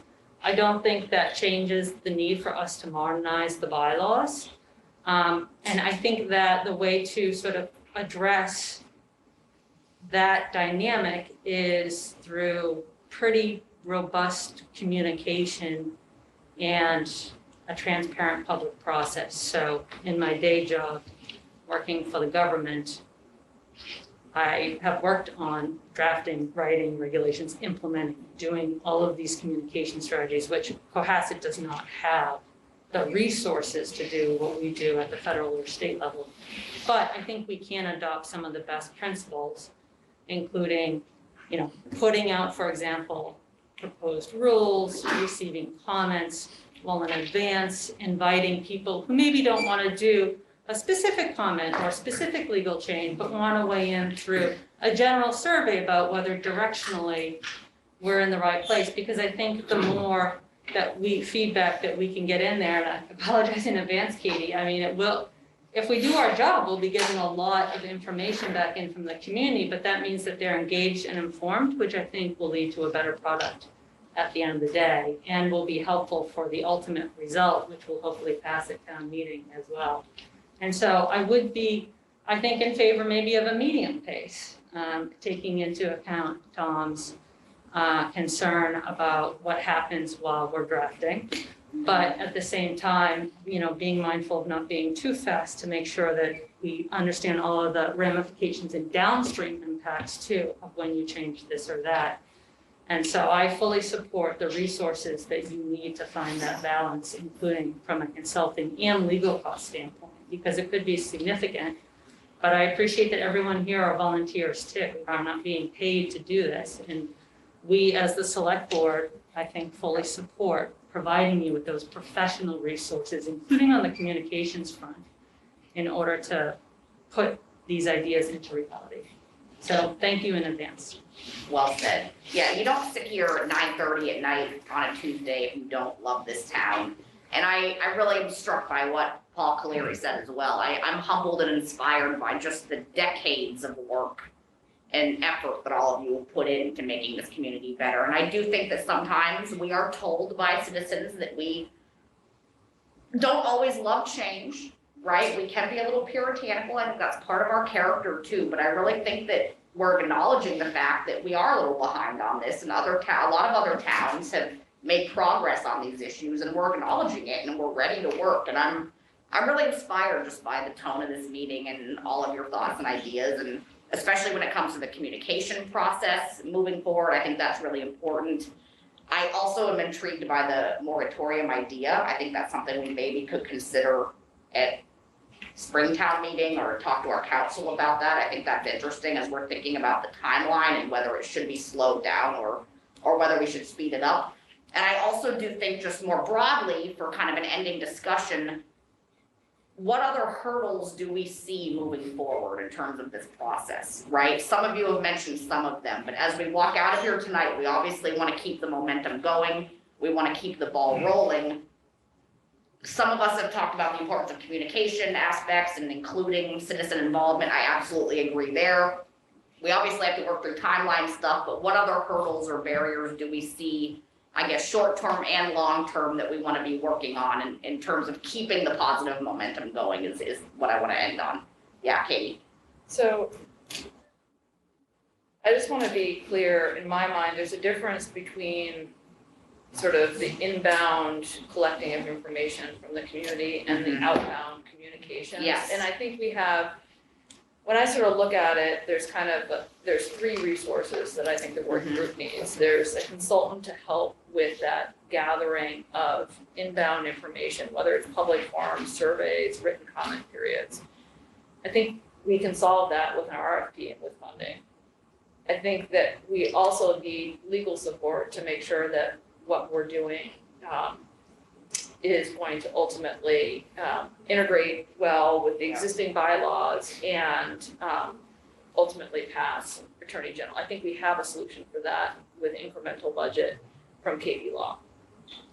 The thing that I'm still struggling with is this whole conversation around communications, because the downfall and is that most committees spend all their time working on the task at hand, and the last task is then to package all that up and push it out, and it never gets done. And I'm guilty of it all the time, because it's like, I just finished meeting minutes, I just finished like whatever analysis of, and that last step of that outbound communications, whether it's to fellow boards or whether it's to the community, is just almost always a step too far in terms of my volunteer bandwidth. And so that's what I don't think we have a solution for, is that outbound communication.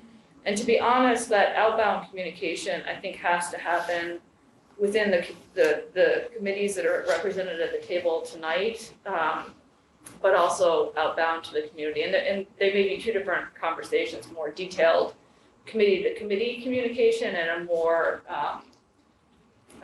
user-friendly, broader public communication. But I don't think we have a solution for that. So I don't think we're gonna come up with a brainstorm, but that's the piece that's missing right now. That's gonna complete this so that everybody feels like they don't have to read the zoning bylaw working group minutes to get the information they're looking for. And they're there. We are, I'm proud to say, like, we are up to date on our minutes, but it's not like anybody's gonna go and download 12 months of minutes and read them for pleasure. So that communications piece is bugging me a little bit in terms of like, how do we solve that? Jack? Yeah, I agree, that's a big, big issue, and it's an issue for all the boards. When I was on conservation, that was a big issue. Planning, you've got the issue, harbor committee, I know Tim's got that issue, Tim's always putting stuff out. Zoning, it's the same thing. But to kind of change the focus a little bit, it just occurred to me on the moratorium issue, which is basically means, does events on the ground go past our regulatory method of controlling this, as Charlie pointed out. One of the things that this brain trust around here, if people think about things that they see as common sense, little changes, or that might, just by a little bit of a change, might stop a very destructive policy that might get some headwinds. Or if you can identify something might be like they're encroaching on the side yard setbacks or something like that. And I think if anybody in this room thinks that, if they send an email to me or Katie, preferably, but send it to me, just things that would give us a sense of what's a priority. And frequently you'll find it's very simple, little basic things can have a very outsized impact. So that might be an interest, just a suggestion. I do want to just briefly address moratorium, because the working group did have Carolyn Murray from KP Law come and speak to us in September about moratoriums. And the good news is that where we are right now with the zoning recodification and redraft, there actually is a moment in time when you're able to put in place a building moratorium. You've sort of set up the framework for approval of a moratorium, and we have those building blocks in place. It's a whole separate discussion as to exactly what you want that moratorium to be. The reality is the moratorium cannot just be a general don't. It's like, it's not a big copy, don't. It has to be honestly very specific. And so in order to enact a building moratorium, you have to detail what you're trying to slow down in order to have time to address a broader recodification. So if people have thoughts on that, that's great, but a broad don't does not work. And then the separate thing is that these building moratoriums are time bounded, and 2 years is generally the longest that you can have a building moratorium in place. So yes, it is a tool. There's some downsides with the tool too that we talked about with Carolyn, in that the tool can often drive people to if they know the moratorium's coming, they will act in front of it to protect. So there are some trade-offs we could certainly talk about, but I don't want people to just have this dream out there of like, don't, nobody's doing it. And if you move forward and it fails the town meeting, then you're precluded from bringing it up in the time period. Yes. So there's a lot of things that, however, if we see something or somebody has an idea of something simple, it could be kind of a present danger. It would be very helpful. And there's But it has to be, lots it has to more be, it has to be more specific. specific. I And we can have a apologize. whole separate meeting just on whether we really want to pursue this Yeah, point, yeah, no, I- with Carolyn involved. I didn't want to leave it like the. No, I- hanging. I Just wanna real quick, have apologize other if I gave the towns set the impression that precedent we in did. terms of doing that? Like, have we noticed in the other towns that we're borrowing from or being inspired by, have other towns done that, the moratorium idea? I don't think we've surveyed on that. Okay, and that's, you But- might not know the answer. But bottom line, it's not a common practice, it Okay. is a practice. Got it, But okay, I wouldn't say that this is something that everybody that does recodification puts in place of building. all right. That's, It's worthy of possible further discussion, I think. Amy? So I'd like to ask Katie, when you're describing not having the communications ends up being worked out, are you really saying that we don't have the funding actually programmed out so that we know that that's going to complement the work of the consultant and the works of the committees? Because it seems to me that one of the dangers is to set yourself up to fail, where the key element of a zoning rewrite is the communications process. I mean, And so, you know, if we don't have that figured out, then that ought to be on the table, I think, so that we have the highest probability of being successful. I think it is on the reason for me raising it is I think it needs to be on the table. I think you could certainly increase the budget and ask the consultant to do communications. The only reason I don't like that solution is I think you've heard it, the communications issue is not just a zoning bylaw working group. I think it's a broader town communications issue, and I would rather have a resource that was a town resource that could take this and get it to the right boards or package it and get it out to the community instead of going back to a consultant who serves only us on zoning, because this communication issue. Yeah.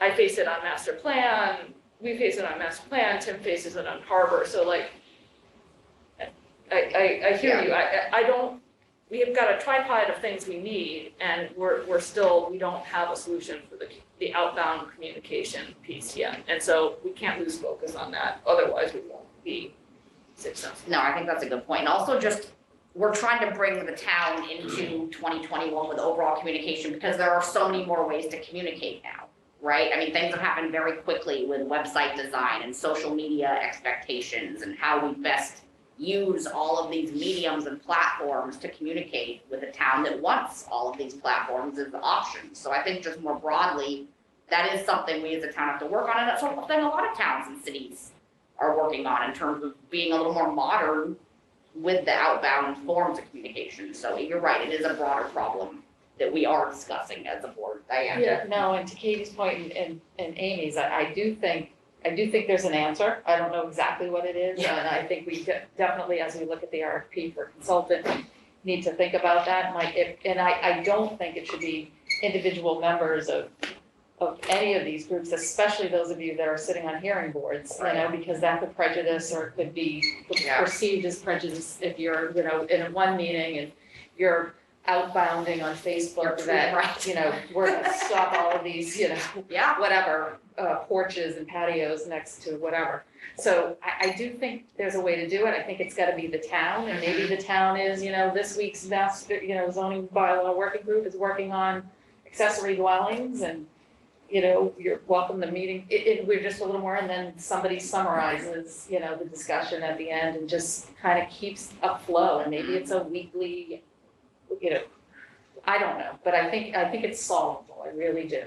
And again, it doesn't take away the fact that somebody's gonna come in at the last minute and say, I didn't know anything about this, but I think if we have a plan, it's gonna be as good as it should be. You can minimize the amount of people that come in. And I just think we have to find a way of making sure it's funded somehow. Yeah. Paul? Thank you, Madam Chair. John Hallen, I mean, all the work that we're talking about, do you want to, I recently heard, and I think I saw it in some of our plans, that most of what we're doing is to help our zoning enforcement officer be able to ultimately do his job and help the town grow with us together, you know? So I just think, you know, as far as. I know you've been listening I a don't mean lot, to and put you you know on we the- should put you on the spot or not, Yeah. John, but Paul so graciously No, I think, I think it's good for the public. Oh, no, I think, agree. You know, people are wondering Absolutely. why, No, I love- why this, and. I totally agree. Yeah, Okay. John, what are your thoughts? Well, I think a couple of things. One, the zoning change that we're talking about isn't just about taking away things. It's going to answer some Right. questions for the town. It could be where are your parents going to stay? Yeah, Oh, how are our kids going to live here? So these are some of the stuff that you get to, you put yourself in the driver's seat to try to answer some of those questions now. So it's a great opportunity. I think the other opportunity you guys have is there's a lot of talent, both at the planning board, the zoning board, the working group.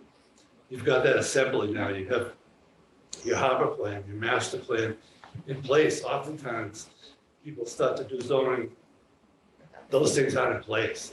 So, timing wise, it's, there's a lot of pieces that are in place, to move forward and kind of but it's not about stunting growth. It's about how we want to see the vibrant town grow and answer some of the questions and, of course, bring some of the things updated there. To make it, yes, there's different ways to communicate now there, but I think those, you have a talented staff in place that is used to working with different groups, used to getting the word out, they're used to answering questions and stuff. So I think this is, the timing is just there for a lot of this stuff to take place now.